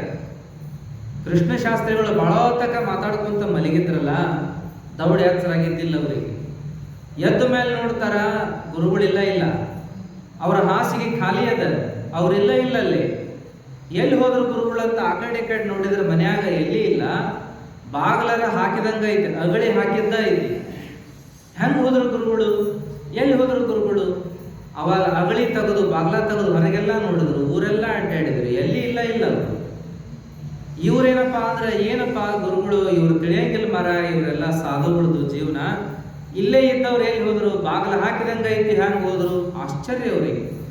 ಅವತ್ತು ಸಾಲಿಗೆ ಹೋಗ್ಲಿಲ್ಲ ಅವರು, ಸೀದಾ ಗುರುಗಳು ಹುಡುಕೊಂಡು ಅಡ್ಡಾಡಕತ್ರು. ಅವ್ರು ಎಲ್ಲಿ ಇರ್ತಾರ ಅನ್ನೋದು ಕೇಳಿ ಕೇಳಿ ಅಲ್ಲೆಲ್ಲ ಅಡ್ಡಾಡಕತ್ರು. ಅಂತೂ ಗುರುಗಳು ಎಲ್ಲಿ ಸಿಕ್ಕರಂದ್ರೆ ಒಂದು ಗುಡ್ಡದಾಗ ಸಿಕ್ಕರು. ಅಲ್ಲಿ ಗವ್ಯಾಕ ತಗೊಂಡಿದ್ರು. ಅಲ್ಲಿ ಹೋಗಿ ಸಿಕ್ಕಾಗ, ಯಪ್ಪ ನಿಮ್ಮನ್ನು ಹುಡುಕಿ ಕಳ್ಳು ಬಾಯಾಗ ಬಂದು ಊಟಿಲ್ ನೀರಿಲ್ ತಿರುಗಿ ಸಾಕಾಗೋದ್ಯಪ್ಪ ಅಂತ ಅಲ್ಲಿ ಹೋಗಿ ಕುಂತರು. ದಣಿವಾಗೈತಿ ನೀರು, ಇಂಥ ಗುಡ್ಡದಾಗ ಎಲ್ಲಿ ಸಿಗಬೇಕು ಅಂದಾಗ, ಏ ಉತ್ಸ ಅಲ್ಲೇ ಹೊಳೆ ನೋಡಲ್ಲಿ ಅಂದ್ರು. ಅಲ್ಲೇ ಎಳ್ನೀರಿದ್ವು ಅಂತ ಅಲ್ಲಿ. ಅವಾಗ ಕುಡಿಯೋದನ್ನ ಬಂದು, ಇವು ಎಲ್ಲಿ ಹಿಂಗೆ ಬಂದು ಗುಡ್ಡದಾಗ ಎಲ್ಲಿ ಬರ್ಬೇಕು, ಇವು ಯಾಕೆ ಹಿಂಗೆ ಬಂದಾಗಿದ್ದಿದ್ದಿಲ್ಲಲ್ಲ, ಅದೇನು ನೋಡ್ತಿ ಬಾಯಾಗೈತೆ ಅಂತೆ ಕುಡಿ ಅಂದ್ರ. ಅವ್ರು ಕುಡಿದ್ರಂತ. ಆಮೇಲೆ ಮಾತಾಡಕತ್ರು. ಅಲ್ಲ ಮನ್ಯಾಗ ರಾತ್ರಿ ಬಳೋತ್ತಕ್ ಮಾತಾಡಿ ಅಗಳಿ ಹಾಕಿ ನಾನಾ ಮಕ್ಕೊಂಡಿನಿ, ಅಗಳಿ ಹಾಕಿದಂಗ ಐತಿ, ಹೆಂಗ್ ಬಂದ್ರಿ ಹೊರಗೆ ನೀವು? ಅದೇನು ಕೇಳ್ತಿ ಬಿಡೋ ಉತ್ಸ ಅಂದ್ರು. ಇಲ್ಲ ನನಗೆ ಗುರ್ತಾಗಬೇಕು, ನೀವು ಹೆಂಗ್ ಬಂದ್ರಿ ಅದನ್ನ ಹೇಳ್ರಿ.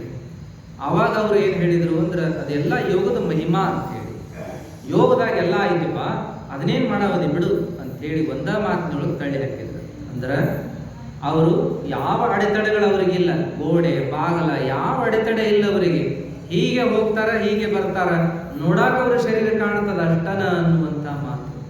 ನೋಡ್ರಿ, ಅಲ್ಲಮರ ಜೀವನದಾಗ ನೋಡ್ತೀವಿ, ಮಹಾವತಾರಿ ಬಾಬಾ ಜೀವನದಾಗ ನೋಡ್ತೀವಿ, ನಮ್ಮಲ್ಲೇ ಕರ್ನಾಟಕದೊಳಗೆ ಮುಕುಂದರ ಸ್ವಾಮಿಗಳವರಲ್ಲಿ ನೋಡ್ತೀವಿ.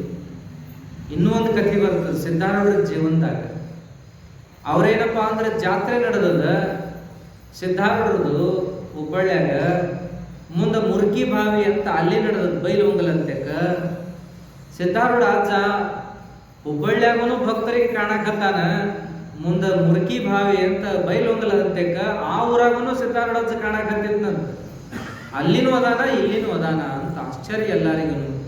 ಇಂಥ ವಿಚಾರಗಳನ್ನ ಅನೇಕ ಜನ ಮಹಾತ್ಮರ ಜೀವನ ನೋಡಿದ್ರು. ಇದಕ್ಕೆ ಸದೇಹ ಮುಕ್ತಿ ಅಂತ ಕರೀತಾರೆ. ಇದು ಬಹಳ ಕಡಿಮೆ ಜನರಿಗೆ ಲಭ್ಯ ಆಗಿರುವಂತಹ ಸಾಧನೆ. ಸಾಧನೆ ಒಳಗೆ ಏನೆಲ್ಲ ಐತಿ, ಅಣಿಮ ಗರಿಮ ಲಗಿಮ ಮಹಿಮ ಅಂತ ಅಣಿಮಾದಿ ಸಿದ್ಧಿಗಳದಾವ.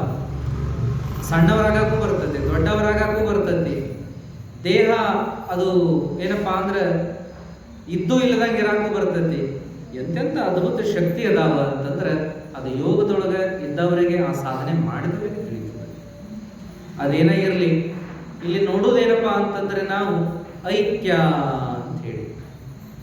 ಐಕ್ಯ ಅಂತಂದ್ರೆ ಚನ್ನಬಸವಣ್ಣ ಏನ್ ಹೇಳ್ತಾರ ಅನ್ನುವಂಥ ವಿಚಾರಕ್ಕೆ ಬಂದ್ರೆ, ಚನ್ನಬಸವಣ್ಣ ಹೇಳ್ತಾರ, ಭೂಮಿಯೊಳಗೆ ಬೀಜ ಬಿದ್ದಲ್ಲಿ ಕೆಟ್ಟಿತ್ತೆಂದೆನ ಬೇಡ, ಮುಂದಣ ಫಲದಲ್ಲರಸಿಕು, ಕಾಸಿ ಕರಗಿಸಿದ ಬಂಗಾರ ಕೆಟ್ಟಿತ್ತೆಂದೆನ ಬೇಡ, ಮುಂದಣ ಬಣ್ಣದೊಳಗರಸಿಕು, ಹೊತ್ತಿಸಿದ ದೀಪ್ತಿ ಕೆಟ್ಟಿತ್ತೆಂದೆನ ಬೇಡ, ಮುಂದಣ ಅಗ್ನಿಯೊಳಗರಸಿಕು, ಲಿಂಗದೊಳಗೆ ಪ್ರಾಣ ಪ್ರಾಣದೊಳಗೆ ಲಿಂಗ, ಇದು ಕಾರಣ ಕೂಡಲ ಚನ್ನ ಸಂಗನ ಶರಣರ ಪಾದ ಪ್ರತಿಬಿಂಬದೊಳಗರಸಿಕು, ಸಂಗನ ಬಸವಣ್ಣನ ಬಸವಣ್ಣನ. ಐಕ್ಯ ಸ್ಥಳದ ಈ ವಿಚಾರ ನಮ್ಗೆ ಹೇಳ್ತದ. ಭೂಮಿ ಒಳಗೆ ಬೀಜ ಒಗದ್ರ ವ್ಯರ್ಥ ಅಂತ ತಿಳ್ಕೊಬೇಡ್ರಿ. ಭೂಮಿ ಒಳಗೆ ಒಗದ ಬೀಜ ಅದು ಮುಂದೆ ಬೆಳಿ ರೂಪದೊಳಗೆ ಬಂದು ನಮಗ ಅದೀನಿ ಅಂತ ತೋರಿಸ್ತದ. ಮುಂದಣ ಫಲದಲ್ಲರಸಿಕು. ಭೂಮಿಯೊಳಗೆ ಒಗೆದ ಕಾಳು ವ್ಯರ್ಥ ಆಗಲಿಲ್ಲ, ಮುಂದೆ ಬರುವ ಬೆಳೆಯಲ್ಲಿ ಕಾಣಿಸಿತು. ಹಾಗೆಯೇ ಸುಟ್ಟ ಬಂಗಾರ ಅದು ಬೂದಿಯಾಗಲಿಲ್ಲ, ಮುಂದಣ ಹೊಳಪಿನೊಳಗೆ ತೋರಿಸ್ಕೊಂತು. ಫಳ ಹೊಳಿತದಲ್ಲ, ಆ ಹೊಳಪಿನೊಳಗೆ ಅದು ನಾ ಅದೀನಿ ಅಂತ ತೋರಿಸ್ಕೊಂತದಂತ. ಹಾಗೆ ಏನಪ್ಪಾ ಅಂತಂದ್ರೆ, ಬೆಳಗಿದ ದೀಪ ಹೊತ್ತಿಸ್ತೀರಿ, ದೀಪ ಬತ್ತಿ ಎಣ್ಣೆ ಹಾಕಿ ದೀಪ ಹಚ್ತೀರಿ, ಅದು ದೀಪ ಉರಿದು ಹೋಗ್ತದೇನು? ಉರಿದು ಹೋಗಂಗಿಲ್ಲ, ಅದು ಬೆಳಕಿನಾಗಿ ತೋರಿಸ್ಕೊಂತದ, ನಾ ಅದೀನಿ ಇಲ್ಲೇ ಅಂತ ತಿಳ್ಕೊಳ್ಳೋದು. ಹಾಗೆ ಶರಣರು ಸತ್ತರೆಂದೆನಬೇಡ್ರಿಪ್ಪ, ಅವ್ರು ಎಲ್ಲದಾರ ಅಂದ್ರೆ ಕೂಡಲ ಚನ್ನ ಸಂಗನ ಶರಣರ ಪಾದಗಳು ಅದಾರ. ಲಿಂಗದೊಳಗೆ ಪ್ರಾಣ ಪ್ರಾಣದೊಳಗೆ ಲಿಂಗ, ಇದು ಕಾರಣ ಕೂಡಲ ಚನ್ನ ಸಂಗನ ಶರಣರ ಪಾದ ಪ್ರತಿಬಿಂಬದೊಳಗೆ ಅರಸಿಕು. ಮಹಾತ್ಮರೆಲ್ಲದರ ಅಂತಂದ್ರೆ ಅದು ಜೀವಂತವಾಗಿ ಮತ್ತೆ ತೋರ್ತಾರ. ಅದಕ್ಕಂತಾರಲ್ಲ, ಸೂರ್ಯ ಮುಳುಗಿದ್ರೆ ಸೂರ್ಯನ ಶಕ್ತಿ ಚಂದ್ರನೊಳಗಿರ್ತದಂತ. ಹಾಗೆ ಗುರುಗಳು ಹೋದ್ರೆ ಅವರ ನಂತರದ ಗುರುಗಳೊಳಗೆ ಅವರ ದರ್ಶನ ಆಗ್ತದ ಅನ್ನುವಂತ ಮಾತನ್ನ.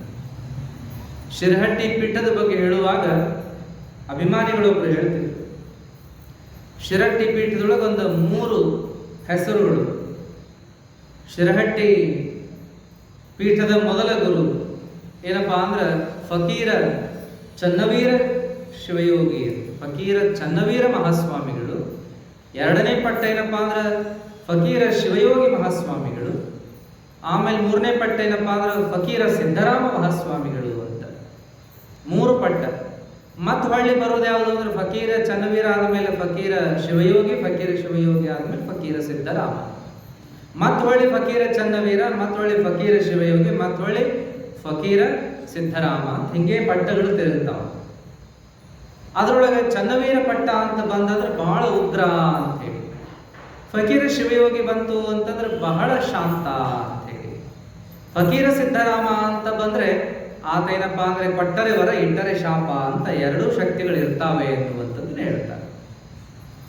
ಎಂಥವರೇ ಆ ಪಟ್ಟಕ್ಕೆ ಬಂದ್ರು ಆ ಗುಣ ಬಂದ ಬಿಡ್ತಾವ. ಫಕೀರ ಚನ್ನವೀರ ಪಟ್ಟಕ್ಕೆ ಬಂದ ಅಂದ್ರೆ ಉಗ್ರ ಸ್ವರೂಪದೊಳಗಿರ್ತಾರ, ಅವ್ರೆಂಥ ಶಾಂತ ಇದ್ರು. ಫಕೀರ ಶಿವಯೋಗಿ ಆದ್ರು ಅಂದ್ರೆ ಅವ್ರು ಬಹಳ ಶಾಂತ ಆಗ್ತಾರೆ, ಹಿಂಗೆಲ್ಲ ಹೇಳ್ತಾ ಬರ್ತಾರೆ.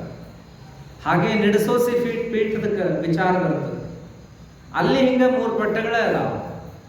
ಏನಪ್ಪಾ ಅಂತಂದ್ರೆ ಪಂಚಮ ಅಲ್ಲಿ ನಿಜಲಿಂಗೇಶ್ವರ, ಶಿವಲಿಂಗೇಶ್ವರ, ಇನ್ನೊಂದು ಪಟ್ಟ ಬರ್ತದೆ. 3 ರೀತಿಯ ವಿಚಾರಗಳನ್ನು ಅಲ್ಲಿ ಕೂಡ ಕೇಳ್ತೀವಿ. ಹಾಗೇನಪ್ಪಾ ಅಂದ್ರೆ ಯಾವುದೇ ಗುರು ತನ್ನ ಸಾಧನಾ ಶಕ್ತಿಯನ್ನ ತನ್ನ ಮುಂದಿನ ಶಿಷ್ಯನಿಗೆ ದಾರಿ ಎರೆದು ಹೋಗ್ತಾರೆ ಅನ್ನೋದಕ್ಕೆ ಇಂಥವೆಲ್ಲ ಪಟ್ಟದ ವಿಚಾರದೊಳಗೆ ನೋಡ್ತೀವಿ. ಮತ್ತೇನಪ್ಪಾ ಅಂತಂದ್ರೆ ಇನ್ನೊಂದು ಇಲ್ಲಿ ಕೇಳ್ತೀವಿ, ಪರಮಾತ್ಮನ ಎಲ್ಲಿ ನೋಡೋದು ಅಂತಂದ್ರೆ ಶರಣರ ಪಾದದೊಳಗೆ ನೋಡೋದು ಅನ್ನುವಂಥ ಅರ್ಥವೂ ಕೂಡ. ಪ್ರಾಣವೇ ಲಿಂಗ, ಲಿಂಗವೇ ಪ್ರಾಣವಾದ ಮೇಲೆ ಅವರ ಐಕ್ಯವಾದರೂ ಕೂಡ ಅವರನ್ನು ನಾವೆಲ್ಲಿ ನೋಡಬಹುದು ಅಂದ್ರೆ ಶರಣರ ಪಾದದಲ್ಲಿ, ಮಹಾತ್ಮರ ಪಾದದಲ್ಲಿ, ಸಾಧಕರ ಪಾದದಲ್ಲಿ ನೋಡಬಹುದು ಅಂತ ತಿಳ್ಕೊಂಡು ಹೇಳ್ತಾ ಬಂದರು. ಸಾವು ಅದೇನಪ್ಪಾ ಅಂದ್ರೆ ಮುಂದಣ ಹುಟ್ಟಿಗೆ ಬೀಜ ಅಂತ ತಿಳ್ಕೊಂಡು ಸರ್ವಜ್ಞ ಹೇಳ್ತಾನೆ. ಸಾವಂದರೆ ಸಾವಲ್ಲ, ಸಾಯೋದು ಅಂದ್ರೆ ಏನಂತೀರಿ ನೀವು? ಹುಟ್ಟಿಸಲು ಬೀಜ ಸಾವ ತೆರನಂತೆ ಸಾವುದೇ ಬೀಜ ಸರ್ವಜ್ಞ ಅಂತ ತಿಳ್ಕೊಂಡು. ಹುಟ್ಟಿಸಲು ಬೀಜ ಸಾವ ತೆರನಂತೆ. ಒಂದೇನಾದ್ರೂ ಗಿಡ ಹಚ್ಬೇಕಂದ್ರೆ, ಒಂದು ಮಾವಿನ ಗಿಡ ಹಚ್ಬೇಕಂದ್ರೆ ಮಾವಿನ ಗೊಪ್ಪ, ಮಾವಿನ ವಾಟೆ ಅದನ್ನ ಹುಗಿತೀರಿ ಭೂಮ್ಯಾಗ, ಅದೇನಾಗ್ತತಿ ಅಂದ್ರೆ ಅದು ಸಾಯ್ಬೇಕದ. ನೋಡ್ರಿ, ಮಾವಿನ ಗೊಟ್ಟ ಸತ್ತ ಮೇಲೆನ ಮಾವಿನ ಸಸಿ ಮ್ಯಾಲೆ ಎಳ್ತದೆ, ಅದು ಸಾಯೋವರೆಗೂ ಮ್ಯಾಲೆ ಸಸಿ ಎಳಂಗಿಲ್ಲ. ಒಂದು ಕಡ್ಲಿ ಬೀಜ ನೆಲಕ್ಕೆ ಹಾಕಿದ್ರಿ ಅಂದ್ರೆ ಕಡ್ಲಿ ಬೀಜ ಅನ್ನೋದು ಸಾಯ್ಬೇಕು, ಅವಾಗನ ಸಸಿ ಆಗೋದು ಮ್ಯಾಲೆ. ಹಂಗ ಹುಟ್ಟಿಸಲು ಬೀಜ ಸಾವ ತೆರನಂತೆ ಸಾವುದೇ ಬೀಜ ಸರ್ವಜ್ಞ ಅಂತ. ನಾವು ಸತ್ವಿ ಅಂದ್ರೆ ಮತ್ತೊಂದು ಜನ್ಮ ಪಡೆದ್ವಿ ಅಂತಾನೆ, ಹುಟ್ಟಿದ್ವಿ ಅಂತ ಮತ್ತೊಂದು ಜನ್ಮ ಆಯಿತು ಅಂತಲೇ ಅರ್ಥ. ಅದಕ್ಕೆ ಸಾವು ನಿಜವಾದ ಸಾವಲ್ಲ ಅಂತ ಸರ್ವಜ್ಞ ಹೇಳ್ತಾನೆ. ಸಾವೆಂಬುದು ಸಯವಲ್ಲ, ಹುಟ್ಟಿಸಲು ಬೀಜ ಸಾವ ತೆರನಂತೆ ಸಾವುದೇ ಬೀಜ ಸರ್ವಜ್ಞ ಅಂತ ಹೇಳೋದು. ನಮಗೆಲ್ಲ ತಿಳಿಯಂಗಿಲ್ಲ, ಭಾಳ ಕಠಿಣ. ನಾವು ಯವ್ವ ಅಂತ ಎದೆ ಬೆಡ್ಕೊಂಡು ವಾದ್ವಿ ಕರೆನ ನಿಜವಾಗಿಯೂ ಇದ್ದ ರೂಪದಾಗ ನಾವಿರಂಗಿಲ್ಲ, ಅದಂತೂ ಸತ್ಯ. ನಾವೀಗ ಹೆಂಗದೇವಿ ಸತ್ತಗಳೇ ಆ ಸ್ವರೂಪ ಕಳ್ಕೊಂಡಿವಿ ಅಂತನ ಅರ್ಥ. ಹಳೆ ಅಂಗಿನ ಒಗದ್ವಿ ಅಂದ್ರೆ ಮುಗಿದು ಹೋತು ತಿಪ್ಪಿಗೆ, ಅದಾಮೇಲೆ ಮತ್ತೆ ನಮಗೆ ಅದ ಅಂಗಿ ಸಿಗುದಿಲ್ಲ. ಅಂಥ ಬಣ್ಣದ ತಗೋಬಹುದು, ಅಂಥ ಸೈಜಿನ ತಗೋಬಹುದು, ಆದ್ರೆ ಬೇರೆನ ತಗೋಬೇಕಾಗ್ತದ ವಿನಃ ಅದನ್ನೇ ಮೊದಲಿನ ಹಾಗೆ ಮಾಡ್ಲಿಕ್ಕೆ ಬರುವುದಿಲ್ಲ, ತೊಡ್ಲಿಕ್ಕೂ ಬರುವುದಿಲ್ಲ. ಹಾಗೆ ದೇಹ ನಶಿಸಿತು ಅಂದ ಮೇಲೆ ದೇವರೇನ್ ಮಾಡ್ತಾನ ಅಂದ್ರೆ ಅದನ್ನು ಬಿಟ್ಟು ಬಿಡು ಅಂತೇಳಿ ಬ್ಯಾರೇದು ಕೊಡ್ತಾನಂತ ನಮಗೆ. ಅದಕ್ಕಾಗಿ ನಾವು ದೇಹ ಆಗಿರೋದಿಲ್ಲ, ನಾವು ಆತ್ಮ ಸ್ವರೂಪದಲ್ಲಿ ಇರ್ತೇವೆ. ಹಾಗಾಗಿ ದೇಹ ಬಿದ್ದು ಹೋಗ್ತದೆ, ಆತ್ಮ ಅವಿನಾಶಿಯಾಗಿರ್ತದೆ, ಮತ್ತೊಂದು ಜನ್ಮವನ್ನ ಪಡೀತದೆ. ಹಾಗಾಗಿ ಸಾವು ನಿಜವಾದ ಸಾವಲ್ಲ, ಅದು ಮರುಜನ್ಮ ಅಂತ ತಿಳ್ಕೊಂಡು ಹೇಳ್ತಾರೆ. ಹುಟ್ಟಿದ ಜೀವ ಸಾಯಕ ಬೇಕು, ಏನಾದ್ರೆ ಯಾಕೆ, ಯಾರಾದ್ರೆ ಯಾವ್ದಾರ ಇರಲಿ. ಈಗ ನೋಡ್ರಿ, ವಿದ್ಯುತ್ ತಯಾರು ಮಾಡ್ತಾರೆ, ನೀರಿನಾಗಿಂದ ವಿದ್ಯುತ್ ತಯಾರು ಮಾಡ್ತಾರೆ. ವಿದ್ಯುತ್ ಹಂಗ ಇರ್ತದೆ ಅನ್ನೋದು, ಲೈಟ್ ಹಚ್ಚೋದ್ರಿಂದ, ಫ್ಯಾನ್ ಹಚ್ಚೋದ್ರಿಂದ, ಮೈಕ್ ಹಚ್ಚೋದ್ರಿಂದ ಅದೆಲ್ಲ ಸುಟ್ಟು ಹೋಗ್ಬಿಡುತ್ತೆ. ಮತ್ತೆ ಹೋಗುತ್ತೆ, ಅದಕ್ಕೂ ಸಾವು ಬಂತೆ. ಅಲ್ಲೇ ಹೂವು ಆಡ್ತದೆ, ಮತ್ತು ಸಂಜೆ ಗಡದ ಬಾಡ್ತದೆ, ಅದಕ್ಕೂ ಸಾವು ಬಂತೆ. ಎಲೆಗಳು ಎಷ್ಟಂತ ಚಿಗುರಿರ್ತಾವ, ಯುಗಾದಿ ಒಳಗೆ ಎಲೆ ಚಿಗುರು, ಹೊಸ ಚಿಗುರು. ಮುಂದೇನು ಬಂತು ಅಂದ್ರೆ ಚಳಿಗಾಲ ಬಂತು ಅಂದ್ರೆ ಎಲ್ಲ ಎಲೆ ಉದುರಿ ಹೋಗ್ಬಿಡ್ತಾವ, ಸಾವು ಬಂತು. ಗಿಡನೂ ಹಚ್ತೇವಿ, ಅದಕ್ಕೆ ಎಷ್ಟೋ ಆಯುಷ್ಯ ತೀರಿದ ಮೇಲೆ ಗಿಡ ಒಣಗಿ ಹೋಗ್ಬಿಡ್ತದೆ. ಕಾಯಿಪಲ್ಯ ತರ್ತೀವಿ, ಆಯುಷ್ಯ ಇರೋವರೆಗೂ ತಾಜಾ ಮುಂದೆ ಅದು ಕೊಳತು ಹೋಗ್ತದೆ, ಹಣ್ಣು ಕಾಯಿಪಲ್ಲೆ ಕೊಳತು ಹೋಗ್ತದೆ. ಕಾಳು ತರ್ತೀರಿ ತಿನ್ನಾಕ ಉಣ್ಣಾಕ ಅಂತೇಳಿ, ಅವು ಒಂದಿಷ್ಟು ಸಮಯದವರೆಗೆ ಇರ್ತಾವ, ಮುಂದೆ ಹುಳ ಹತ್ತೋ ಗೊರ್ಲೆ ಹತ್ತೋ ಏನೋ ಹಾಗೆ ಹೋಗ್ಬಿಡ್ತಾವ ಅವೆಲ್ಲ. ಕಟ್ಟಿಗೆ ಮನೆ ಕಟ್ತೀರಿ, ಗೊರ್ಲೆ ಹತ್ತಿ ಹೋಗ್ಬಿಡ್ತದೆ, ಅದಕ್ಕೊಂದು ಆಯುಷ್ಯ ಇರ್ತದೆ. ಹಿಂಗೆಲ್ಲ ಇಟ್ಟಿಗೆಯ ಕಲ್ಲಿನ ಮನೆ ಕಟ್ತೀವಿ, ಇದಕ್ಕೊಂದು ಆಯುಷ್ಯ ಇರ್ತದೆ. 100 ವರ್ಷನೋ 150 ವರ್ಷನೋ ಹೋಗೇ ಬಿಡ್ತಾವ. ಈಗಂತೂ 50 ವರ್ಷಕ್ಕನ ಹಾಳಾಗ್ತಾವ ಕಟ್ಟಡಗಳು, ಮೊದಲನೇಗಿರುವುದಿಲ್ಲ. ಯಾವುದೇ ಆಗಲಿ ಎಲ್ಲದಕ್ಕೂ ಒಂದು ಆಯಸ್ಸು ಅಂತ ಐತಿ. ಎಲ್ಲವೂ ಸಾಯೋದೆ ಒಂದು ದಿನ. ಪುಸ್ತಕ ಪ್ರಿಂಟ್ ಮಾಡ್ತೀವಿ, ಅದಕ್ಕೂ ಒಂದು ಆಯಸ್ಸು ಇರ್ತದೆ, ಅದು ಹೋಗೋದೆ. ಮೊಬೈಲ್ ಖರೀದಿ ಮಾಡ್ತೀವಿ, 50,000 1 ಲಕ್ಷ ಕೊಟ್ಟು ತಗೊಳ್ರಿ, ಅದಕ್ಕೂ ಒಂದು ಆಯುಷ್ಯ ಇರ್ತದೆ. ಆಯುಷ್ ಮುಗಿದ ಮೇಲೆ ಆ ಮೊಬೈಲು ಬಾದ ಅದ. ಮತ್ತೆ ಎಟ ರಿಪೇರಿ ಮಾಡಿಸಿ ಇಟ್ಕೊಂಡ್ರು ಸಹಿತ ಒಂದಿನ ಅದನ್ನು ಒಗೆಯುವುದ ಮೂಲಿಗೆ. ಹಾಗಾಗಿ ಪ್ರಪಂಚದೊಳಗೆ ಯಾವುದನ್ನ ತಗೊಳ್ರಿ ಎಲ್ಲದಕ್ಕೂ ಸಾವು ಅನ್ನೋದು ಐತೆ ಅಂತ.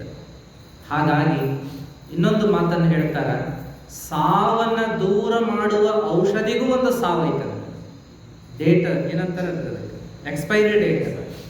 ಔಷಧ ಇಟ್ಟ ದಿವಸದಾಗ ತಗೋಬೇಕು. ನಮ್ಮನ್ನೆಲ್ಲ ಆರಾಮಿಡುವಂತ ಔಷಧಿನೂ ಸಹಿತ ಒಂದಿನ ಸಾಯ್ತದೆ. 3 ತಿಂಗಳದಾಗ ಅದನ್ನ ಉಪಯೋಗ ಮಾಡಿಲ್ಲ ಅಂದ್ರೆ ಅದು ಎಕ್ಸ್ಪೈರ್ ಆಗಿ ಹೋಗ್ತದೆ. ಎಕ್ಸ್ಪೈರ್ ಆಗೋದಂದ್ರೆ ಹೋಗಿಬಿಡೋದು ಅಂತ, ಸತ್ತು ಅಂತದು. ಇನ್ನೊಂದು ಕಾಯಿಪಲ್ಯ ಒಳಗೆ ಬಳಸೋದಂದ್ರೆ ಬೆಳ್ಳುಳ್ಳಿ ಬಳಸ್ತಾರೆ ನೋಡ್ರಿ, ಅದು ಸತ್ತತೆ ಅಂತ ಹೇಳ್ತಾರೆ. ಬೆಳ್ಳುಳ್ಳಿ ಅದು ಜೊಳ್ಳ ಆತು ಅಂದ್ರೆ ಅದು ಸತ್ತತೆ ಅಂತ ಅದ್ರೊಳಗಂಟ ಬಳಸ್ತಾರೆ. ಎಲ್ಲವಕ್ಕೂ ಸಾವು ಅನ್ನೋದು ಐತಿ. ಮಾಡಿದ ಅಡಿಗೆ ಇವತ್ತಿನ ಅಡಿಗೆ ನಾಳೆಗೆ ಸತ್ತ ಹೋಗ್ತದ. ಬ್ಯಾಸಿಕ್ ಕಾಲದಾಗಂತೂ ಮುಂಜಾನೆ ಮಾಡಿದ ಅಡಿಗೆ ಸಂಜೆಕ ಸತ್ತು ಹೋಗಿರ್ತದೆ. ಏನ್ ಮಾಡೋದು? ಏನ ತಗೊಂಡ್ರು ಎಲ್ಲದಕ್ಕೂ ಸಾವು ಐತಿ ಅಂದ ಮೇಲೆ ಸಾವಿಗೆ ಭಯ ಪಡಬೇಡ್ರಿಪ್ಪ. ಭಯ ಪಟ್ರೆ ಸಾವೇನು ಬಿಡುದಿಲ್ಲ. ಧೈರ್ಯದಿಂದ ಇರ್ರಿ. ಧೈರ್ಯದಿಂದ ಇರೋದಕ್ಕಿಂತ ಸಹಜವಾಗಿರ್ರಿ, ನಕ್ಕೊಂತಿರ್ರಿ. ಇದ್ದಟ್ಟ ಶಕ್ತಿಯನ್ನ ಆಯುಷ್ಯವನ್ನ ಒಳ್ಳೆದಕ್ಕೆ ಬಳಸ್ರಿ ಅಂತ ಹೇಳುದು. ಅದಕ್ಕೆ ಐಕ್ಯ ಸ್ಥಳ ಅನ್ನೋದು ಏನ್ ಹೇಳ್ತತಿ ಅಂದ್ರೆ, ಬಿತ್ತಿದ ಬೀಜ ಸತ್ತು ಹಾಳಾತು ಅನ್ಬೇಡ್ರಿ, ಮುಂದೆ ಬೆಳಿ ಬರ್ತದಲ್ಲ ಅದ್ರಾಗ ಅದನ್ನ ನೋಡ್ರಿ. ಮುಂದೇನಪ್ಪಾ ಅಂದ್ರೆ ಬಂಗಾರ ಸುಡ್ತಾರಲ್ಲ ಅದು ಬೂದಿ ಆತು ಅನ್ಕೋಬೇಡ್ರಿ, ಮುಂದೆ ಬಳ ಹೊಳೆಯುವ ಆಭರಣ ಆಗ್ತದಲ್ಲ ಅದ್ರಾಗ ಅದನ್ನ ನೋಡ್ರಿ. ಮುಂದೇನಪ್ಪಾ ಅಂತಂದ್ರೆ ದೀಪ ಹಚ್ತಿರಲ್ಲ, ಎಣ್ಣೆ ಹೋತು ಬತ್ತಿ ಹೋತು ದೀಪ ಉರಿತು ಅಂತ ನೋಡ್ಬೇಡ್ರಿ, ಬೆಳಕು ಕೊಡ್ತಲ್ಲ ಅದ್ರಾಗ ಅದನ್ನ ನೋಡ್ರಿ. ಹಂಗ ಸತ್ರು ಅನ್ಬೇಡ್ರಿ, ಅವರನ್ನ ಮುಂದಿನ ಜನ್ಮದೊಳಗೆ ನೋಡ್ರಿ ಅಂತ ಹೇಳುವಂಥದ್ದೇ. ಮಹಾತ್ಮರಾದ್ರ ಮುಂದಿನವರೊಳಗೆ ನೋಡ್ರಿ, ಇನ್ನೊಬ್ಬರ ಪಾಪದಾಗ ನೋಡ್ರಿ ಅಂತ ಹೇಳುದು. ಹಾಗೆ ನೀವೆಲ್ಲ ಮನ್ಯಾಗ ಹೇಳ್ತೀರಿ, ನೋಡ್ರಿ ಅವ್ರ ಅಜ್ಜನ ಹುಟ್ಟಿ ಬಂದ, ನೋಡ್ರಿ ಅವ್ರ ಅಮ್ಮನ ಹುಟ್ಟಿ ಬಂದಳು, ನೋಡ್ರಿ ಅವ್ರ ಅಣ್ಣನ ಹುಟ್ಟಿ ಬಂದ, ಹಿಂಗೆಲ್ಲ ಅಂತಿರ್ತೀರಿ ನೀವೆಲ್ಲ.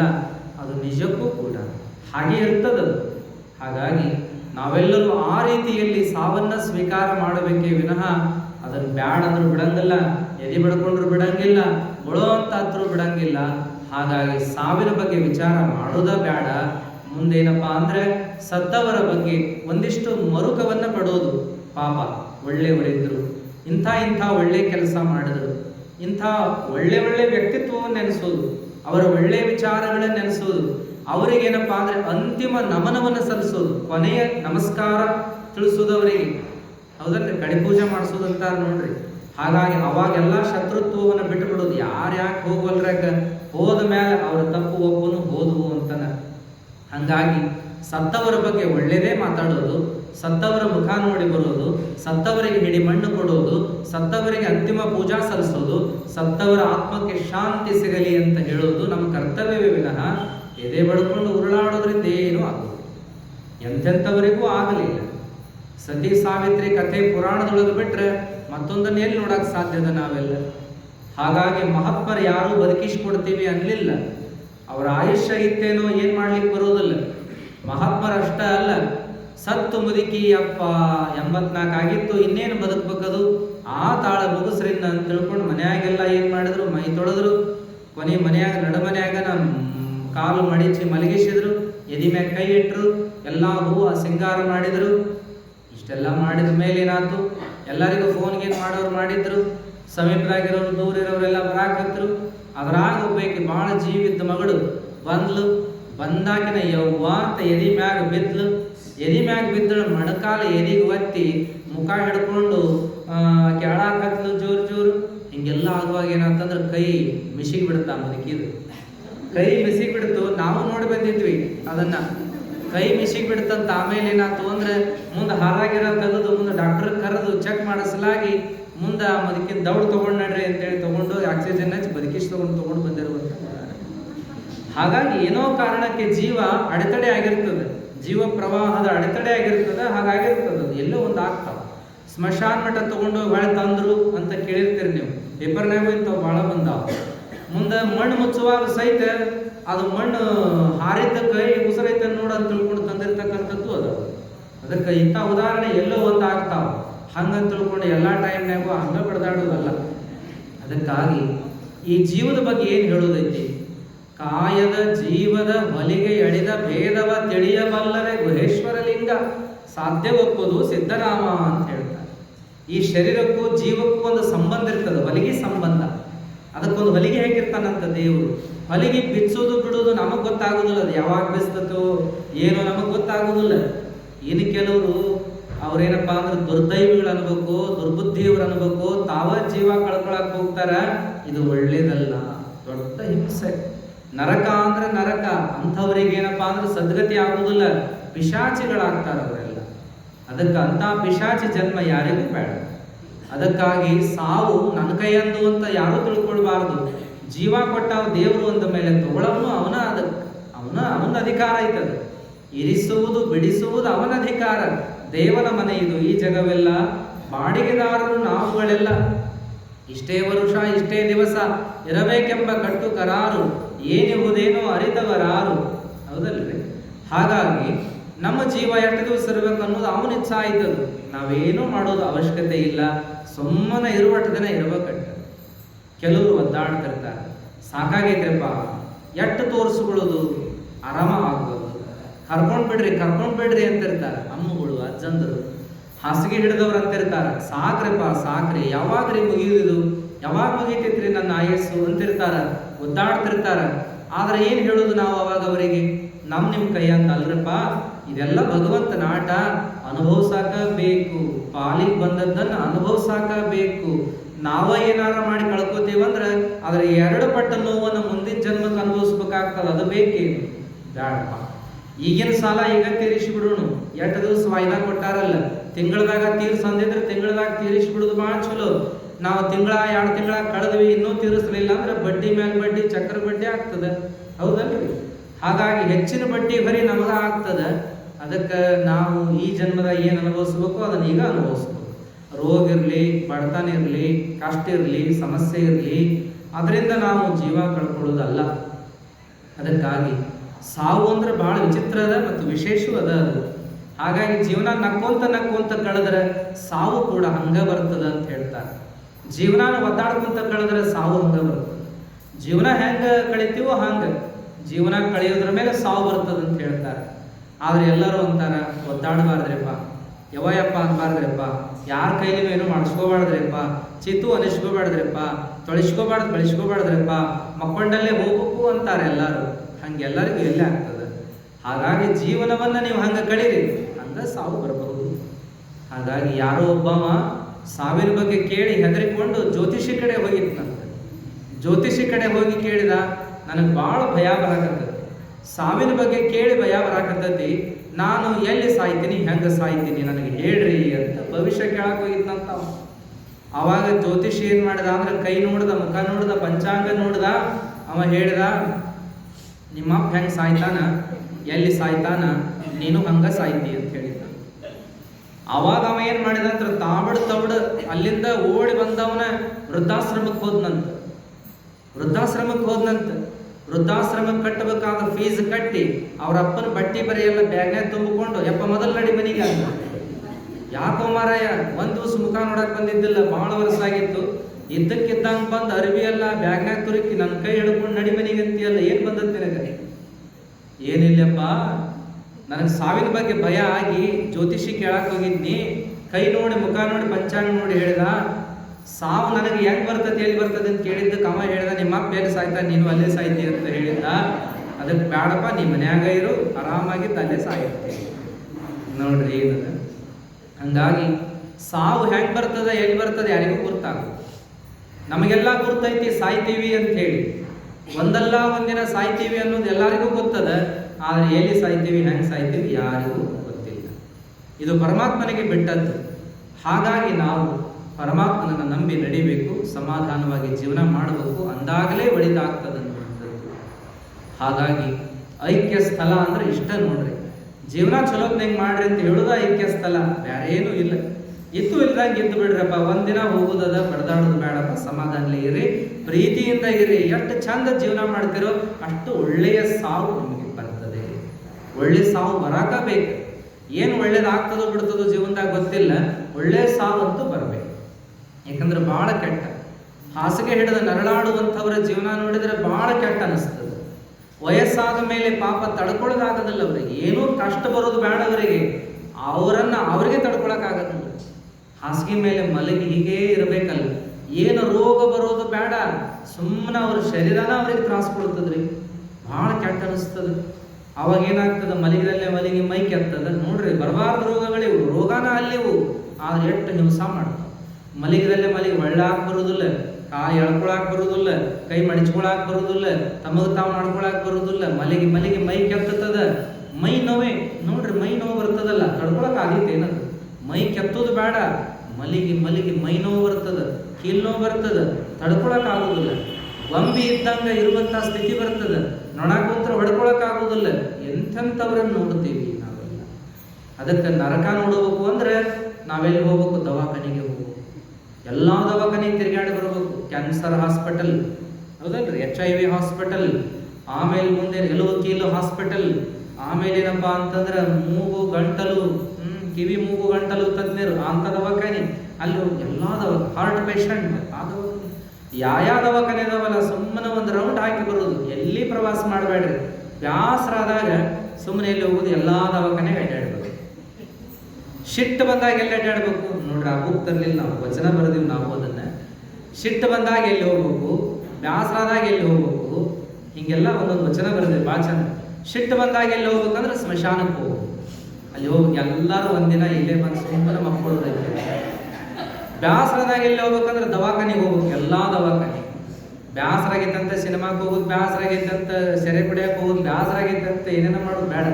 ಬ್ಯಾಸರಾದ್ರೆ ಎಲ್ಲಿ ಹೋಗುದು? ದವಾಖಾನೆಗೆ ಹೋಗುದು. ಯಪ್ಪ ಒಂದಿನ ಹಿಂಗಾದ್ರೆ ಹೆಂಗಪ್ಪ ನೋಡ್ರಿ, ಗೊತ್ತಾಗಬೇಕು ಮನುಷ್ಯನಿಗೆ.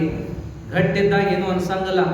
ಅದಕ್ಕೆ ಹೊರದಾಡೋ ಹುಡುಗರಿಗೆಲ್ಲ ಹೇಳ್ರಿ, ದವಾಖಾನೆಗೆ ಒಂದು ಸುತ್ತ ಅಡ್ಡಾಡಿ ಬರ್ರಿ ಅಂತ ಹೇಳಿ. ಬೇಡ, ಸುಮ್ಮನೆ ಹುಟ್ಟು ಹಬ್ಬ ಇದ್ದಾಗಾರ ಕರ್ಕೊಂಡು ಹೋಗ್ರಿ, ಹಣ್ಣು ಅನ್ಸೋದು ನಡಿ ದವಾಖಾನೆಗೆ ಬಂದಿಟ್ಟು ಆನೆ ಪದಾಗರ, ಅವಾಗ ಅವ್ರು ತಣ್ಣಗಾಗ್ತಾರೆ. ಒಂದಿನ ಹಿಂಗಾಗೋದೈತೆ ಅಂತ ಹೇಳಿ. ಅದಕ್ಕೆ ಎಲ್ಲಾ ಹಾಸ್ಪಿಟ್ಲ್ಗಳನ್ನ ಆರಾಮಿಲ್ದಾಗ ಅಡ್ಡ ಹೋಗುದಲ್ರಿ ನೋಡ್ರಿ. ಆಸ್ಪತ್ರೆಗಳು ಆರಾಮಿಲ್ದಾಗ ಅಡ್ಡ ಹೋಗಕ್ಕಲ್ಲ, ಸತ್ಯ ದರ್ಶನ ಮಾಡಕ್ಕೂ ಹೋಗ್ಬೇಕು. ಏನಾದ್ರು ಒಂದಿನ ಹಿಂಗ ಹೋಗಿ ಬರ್ಬೇಕು. ನಾವು ಭಾವನೆ ಬದಲಾಗ್ತದೆ ಅಲ್ಲಿ ಹೋಗಿ ಬಂದ್ರೆ. ನೀವೆಲ್ಲ ಒಕ್ಕಿರ್ ಬಿಡ್ರಿ, ಮಾತಾಡ್ಸಕ್ ಹೋಗ್ತಿರ್ತೀರಿ. ಇನ್ನು ಕೆಲವರು ದವಾಖಾನೆಗೆ ಹೋಗಂಗಿಲ್ಲ, ಮನೆಗೆ ಬಂದ್ಮೇಲೆ ಮಾತಾಡ್ಸೋಣ ಅಂತೇಳಿ ಆಮೇಲೆ ಹೋಗ್ತೀರಿ. ಆದ್ರೆ ದವಾಖಾನೆಗೆ ಹೋಗ್ರಿ, ಅಲ್ಲಿ ಗುರ್ತಾಗ್ತದೆ. ಅಲ್ಲಿ ಮೊದಲ ಹೆಜ್ಜೆ ಇಟ್ಟುಗಳಿಗೆ ತಡ್ಕೊಳಕ್ ಆಗುದಿಲ್ಲ, ಆ ಸ್ಮೆಲ್ಲು, ಆಮೇಲೆ ಆ ನಳ್ಳಾಟ, ಆ ಒದ್ದಾಟ, ಇದನ್ನ ತಡ್ಕೊಳಕ್ ಆಗೋದಿಲ್ಲ ಭಾಳ ಮಂದಿಗೆ. ಇನ್ನು ಕೆಲವರು ನೋಡಿ ಕಲ್ಲಾಗಿರ್ತಾರೆ, ಅವ್ರಿಗೇನು ಅನ್ಸಂಗಿಲ್ಲ. ಆ ಮಾತು ಬೇರೆ. ಮುಂದೆ ಮಾತಾಡ್ಸಕ್ ಹೋಗಿರ್ತಾರಲ್ಲ, ಏನ್ ಮಾತಾಡ್ಸ್ತಾರ ಗೊತ್ತಿದೆ, ಬರೀ ವಾಡಿ ಹ್ಯಾಂಗ ಆತಿದು ABCD ಇಂದ ಎಲ್ಲ ಕೇಳೋದು. ಅವ ಆದಾಗಿಂದ ಎಲ್ಲ ಹೇಳ್ಬೇಕು, ಮತ್ತೆ ಹೊಳ್ಳಿ ಅವ್ನು ನೆನಪಿಸೋದು, ಆ ನೋವು ಮತ್ತೆ ಆಗುವಂಗೆ ಮಾಡೋದು. ಮತ್ತೆ ಹಂಗೇನಿಲ್ಲಪ್ಪ ಆರಾಮದೇನಿಲ್ಲ, ಆರಾಮಿರ್ನಿ, ಸುಮ್ಮನೇನು ತಲೆಗೆ ಹಚ್ಕೊಬೇಡ, ಮತ್ತೆ ನೆನಪಿಸ್ಕೊಟ್ಟು ಆರಾಮಿರಂತ ಹೇಳಿ ಮನೆಗೆ ಬರ್ತೀವಿ ನಾವೆಲ್ಲ. ಹಿಂಗೆ ಮಾಡೋದು ನಾವೆಲ್ಲ. ಅದಕ್ಕಾಗಿ ನಾವೆಲ್ಲ ಹೀಗೆ ಮಾಡೋದಲ್ಲ. ದವಾಖಾನೆಗೆ ಹೋಗಿ ನೋಡೋದು, ಸತ್ಯ ದರ್ಶನ ಮಾಡೋದು. ಆರಾಮಿಲ್ದವ್ರನ್ನ ನೋಡಿ ಮಾತಾಡಿಸಿ ಬಂದು ಏನಾಗುದಿಲ್ಲ ಅಂತ ಹೇಳಿ ಬರುವುದಲ್ಲ. ನಾವು ತಿಳ್ಕೋಬೇಕು, ಶರೀರಕ್ಕೆ ಯಾವಾಗ ಏನು ಬರ್ತದೋ ಗೊತ್ತಾಗುವುದಿಲ್ಲ ಅಂತ ಹೇಳಿ. ಹಾಗಾಗಿ ನಾವೇನು ಇನ್ನೊಬ್ಬರಿಗೆ ಆಗೈತಿ ನಮಗೆ ಆಗುವುದಿಲ್ಲ ಅಂತ ಅಂದ್ರೆ ನಾವೇನು ಬ್ರಹ್ಮನಿಗೂ ಸಾವು ಬಿಟ್ಟಿಲ್ಲ, ಶಿವನಿಗೂ ಸಾವು ಬಿಟ್ಟಿಲ್ಲ, ವಿಷ್ಣುವಿನಿಗೂ ಸಾವು ಬಿಟ್ಟಿಲ್ಲ ಅಂದ್ರೆ ನಮ್ಮನ್ನೇನು ಬಿಡ್ತದೆ? ಹಂಗಾಗಿ ಯಾರಿಗೂ ಆಗೈತಿ ನನಗ್ಯಾಕೆ ಆಕತಿ ಅಂತ ಅಲ್ಲ, ಯಾರಿಗೆ ಯಾವಾಗ ಏನು ಬರ್ತದೋ ಯಾರು ಹೇಳಬಲ್ಲರು. ಹಾಗಾಗಿ ಸಾವಿನ ಬಗ್ಗೆ ವಿಚಾರ ಮಾಡೋದಾದ್ರೆ ಎಲ್ಲರಿಗೂ ಒಂದು ದಿನ ಬರೋದೆ. ಸಾವು ಬರೋದಕ್ಕಿಂತ ಮುಂಚೆ ಸೂಚನೆಗಳದಾವಂತ, ಏನೇನೋ ಸೂಚನೆಗಳು. ಈಗೇನಪ್ಪ ಅಂತಂದ್ರೆ ಸೂಚನೆಗಳು ಅನ್ನಕ ಬರೋದಿಲ್ಲ, ಅವು ಹಂಗ ರೋಗನ ಆಗಿಬಿಟ್ಟಾವ. ಹುಟ್ಟೋ ಮಕ್ಕಳಿಗೆಲ್ಲ ತಲೆ ಕೂದಲು ಬೆಳಗ ನೋಡ್ರಿ. ಮೊದಲು ಏನಂತಿದ್ರು ಅಂದ್ರೆ ತಲೆ ಕೂದಲು ಬೆಳಗಾದ್ರೆ ಒಂದನೇ ಸೂಚನೆ ಅಂತದ. ಎರಡನೇದೇನಪ್ಪಾ ಅಂದ್ರೆ ಕಣ್ಣು ಮಂಜಾದ್ರೆ ಎರಡನೇ ಸೂಚನೆ ಅಂತದ. ಆಮೇಲೆ ಏನಪ್ಪಾ ಅಂತಂದ್ರೆ ಹಲ್ ಬೆಳಕಂತ ಅಂದ್ರೆ ಮೂರನೇ ಸೂಚನೆ. ಹಿಂಗೆ ಸೂಚನೆ ಕೊಡುದು ಅಂತಂತಿದ್ರು. ಈಗೇನಪ್ಪಾ ಅಂದ್ರೆ ಚಸ್ಮಾ ಎಲ್ಲರೂ ಹಾಕ್ತಾರ, ಕಿವಿ ಮಿಷನ್ ಎಲ್ಲರಿಗೂ ಬಂದಾವ, ಹಲ್ ಸಟ್ ಎಲ್ಲರೂ ಹಾಕ್ಸಾಕತ್ತಾರ. ವಯಸ್ಸು ಲಿಮಿಟ ಇಲ್ಲ ಅವರಿಗೆ. ಅಂದ್ರೆ ಸಾವು ಯಾವಾಗ ಬೇಕು ಅವಾಗ ಬರ್ಬೋದು ಅಂತ. ಈಗ ಇನ್ನೂ ಬಹಳ ಹೆಚ್ಚಾಗೈತೆ ಅದು. ಮೊದಲ ಒಂದು 60-70 ಬದುಕ್ತಿದ್ರು, ಈಗೆಲ್ಲದ ಯಾವಾಗ ಬೇಕು ಅವಾಗ ಹೋಗ್ಬೋದು. ಈಗೇನಾಗ್ಯದ, ಎಲ್ಲ ಸ್ಮಾರ್ಟ್ ಆಗಿಬಿಟ್ಟದೆಲ್ಲ. ಈಗ ಜೀವನನೂ ಸ್ಮಾರ್ಟ್ ಆಗಿಬಿಟ್ಟದ. ಸ್ಮಾರ್ಟ್ ಅಂದ್ರೆ ಚಂದ ಅಂತ ಅರ್ಥ ಅಲ್ಲ, ಯಾವಾಗ ಬೇಕು ಅವಾಗ. ಸ್ಮಾರ್ಟ್ ಅಂದ್ರೆ ಮುಟ್ಟಿದ ಕಡೆ ಅದು ಬದಲಾವಣೆ ಆಗ್ತದೆ. ಹಂಗನ ಸಾವು ಯಾವಾಗ ಬೇಕು ಅವಾಗ ಬರಬಹುದು. ಸೂಕ್ಷ್ಮ ಆಗ್ಯದ ಜೀವನ, ಕಾಲಮಾನ ಸೂಕ್ಷ್ಮ ಆಗ್ಯದ. ಹಾಗಾಗಿ ಜೀವನವನ್ನು ನಾವು ಬೇಕಾಬಿಟ್ಟಿ ಕಳಿಲಾರ್ದಂಗೆ ಒಳ್ಳೆ ರೀತಿಯಲ್ಲಿ ಕಳಿಬೇಕಂತ ಹೇಳೋದೇ ಐಕ್ಯ ಸ್ಥಳ ಅಂತ ತಿಳ್ಕೊಂಡು ನೋಡ್ತಾ ಬಹಳ ವಿಚಾರ ಅದಾವ. ಸಮಯ ಹಂಗ ಒಳ್ಳೆ ಹೋಗ್ಬಿಡ್ತದೆ. ಸಾವಿನ ಬಗ್ಗೆ ಇನ್ನೇನು ಹೇಳೋದು, ಒಮ್ಮೆ ಬರ್ತದ ನೋಡಾಕ ನಾವಿರೋದಿಲ್ಲ. ಒಮ್ಮೆ ಬರ್ತದ, ಭಾಳ ಮಂದಿ ಎಲ್ಲ ನೋಡ್ತಾರೆ, ನಮ್ದು ನಾವು ನೋಡಕ್ ಆಗೋದಿಲ್ಲ. ಮತ್ತೊಬ್ಬರದ್ದು ಸಾವು ನೋಡ್ಬೋದು, ನಮ್ಮ ಸಾವು ನಮಗೆ ನೋಡಕ್ ಆಗೋದಿಲ್ಲ. ಅದಕ್ಕಾಗಿ ಮತ್ತೊಬ್ಬರು ನೋಡಿ ಒಳ್ಳೆ ಸಾವಪ್ಪ ಅನ್ನುವಂಗ ನಮ್ಮ ಜೀವನ ಇರಬೇಕು ನೋಡ್ರಿ. ಅದಕ್ಕೆ ನಾವೆಲ್ಲ ಪ್ರಯತ್ನ ಮಾಡ್ಬೋದು. ಒಳ್ಳೆ ಸಾವಿಗೆ ಒಳ್ಳೆ ಜೀವನನೇ ಮಾಡಬೇಕು ಅಂತೇಳಿ, ಸಮಾಧಾನಕರ ಜೀವನ ಮಾಡಬೇಕು ಅಂತೇಳಿ. ಅದಕ್ಕಾಗಿ ಸಾವು ಅನ್ನುವಂಥದ್ರ ಬಗ್ಗೆ ಏನು ಹೇಳೋದದ, ಕೇಳೋದಕ್ಕೆ ಏನೂ ಇಲ್ಲದಂಗೆ ಆಗೋದ ಸಾವು, ಉತ್ತರನ ಇಲ್ಲ ಅದಕ್ಕೆಲ್ಲ. ಹಾಗಾಗಿ ಇಂತಹ ಸಾವನ್ನ ಐಕ್ಯ ಸ್ಥಳದೊಳಗೆ ಏನು ಹೇಳ್ತಾರ ಅಂದ್ರೆ, ಅದು ಸಹಜ, ಅದು ಸರಳ, ಅದನ್ನು ನೀವು ಹಾಗೇ ತಗೋಬೇಕು ಅಂತ ತಿಳ್ಕೊಂಡು ಹೇಳ್ತಾರ.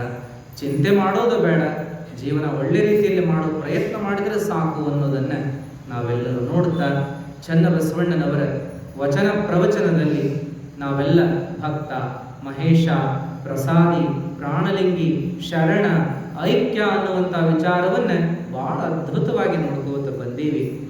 ಅದಕ್ಕಾಗಿ ನೀವೆಲ್ಲ ಕೇಳಿದವರೇ ಪುಣ್ಯವಂತರು.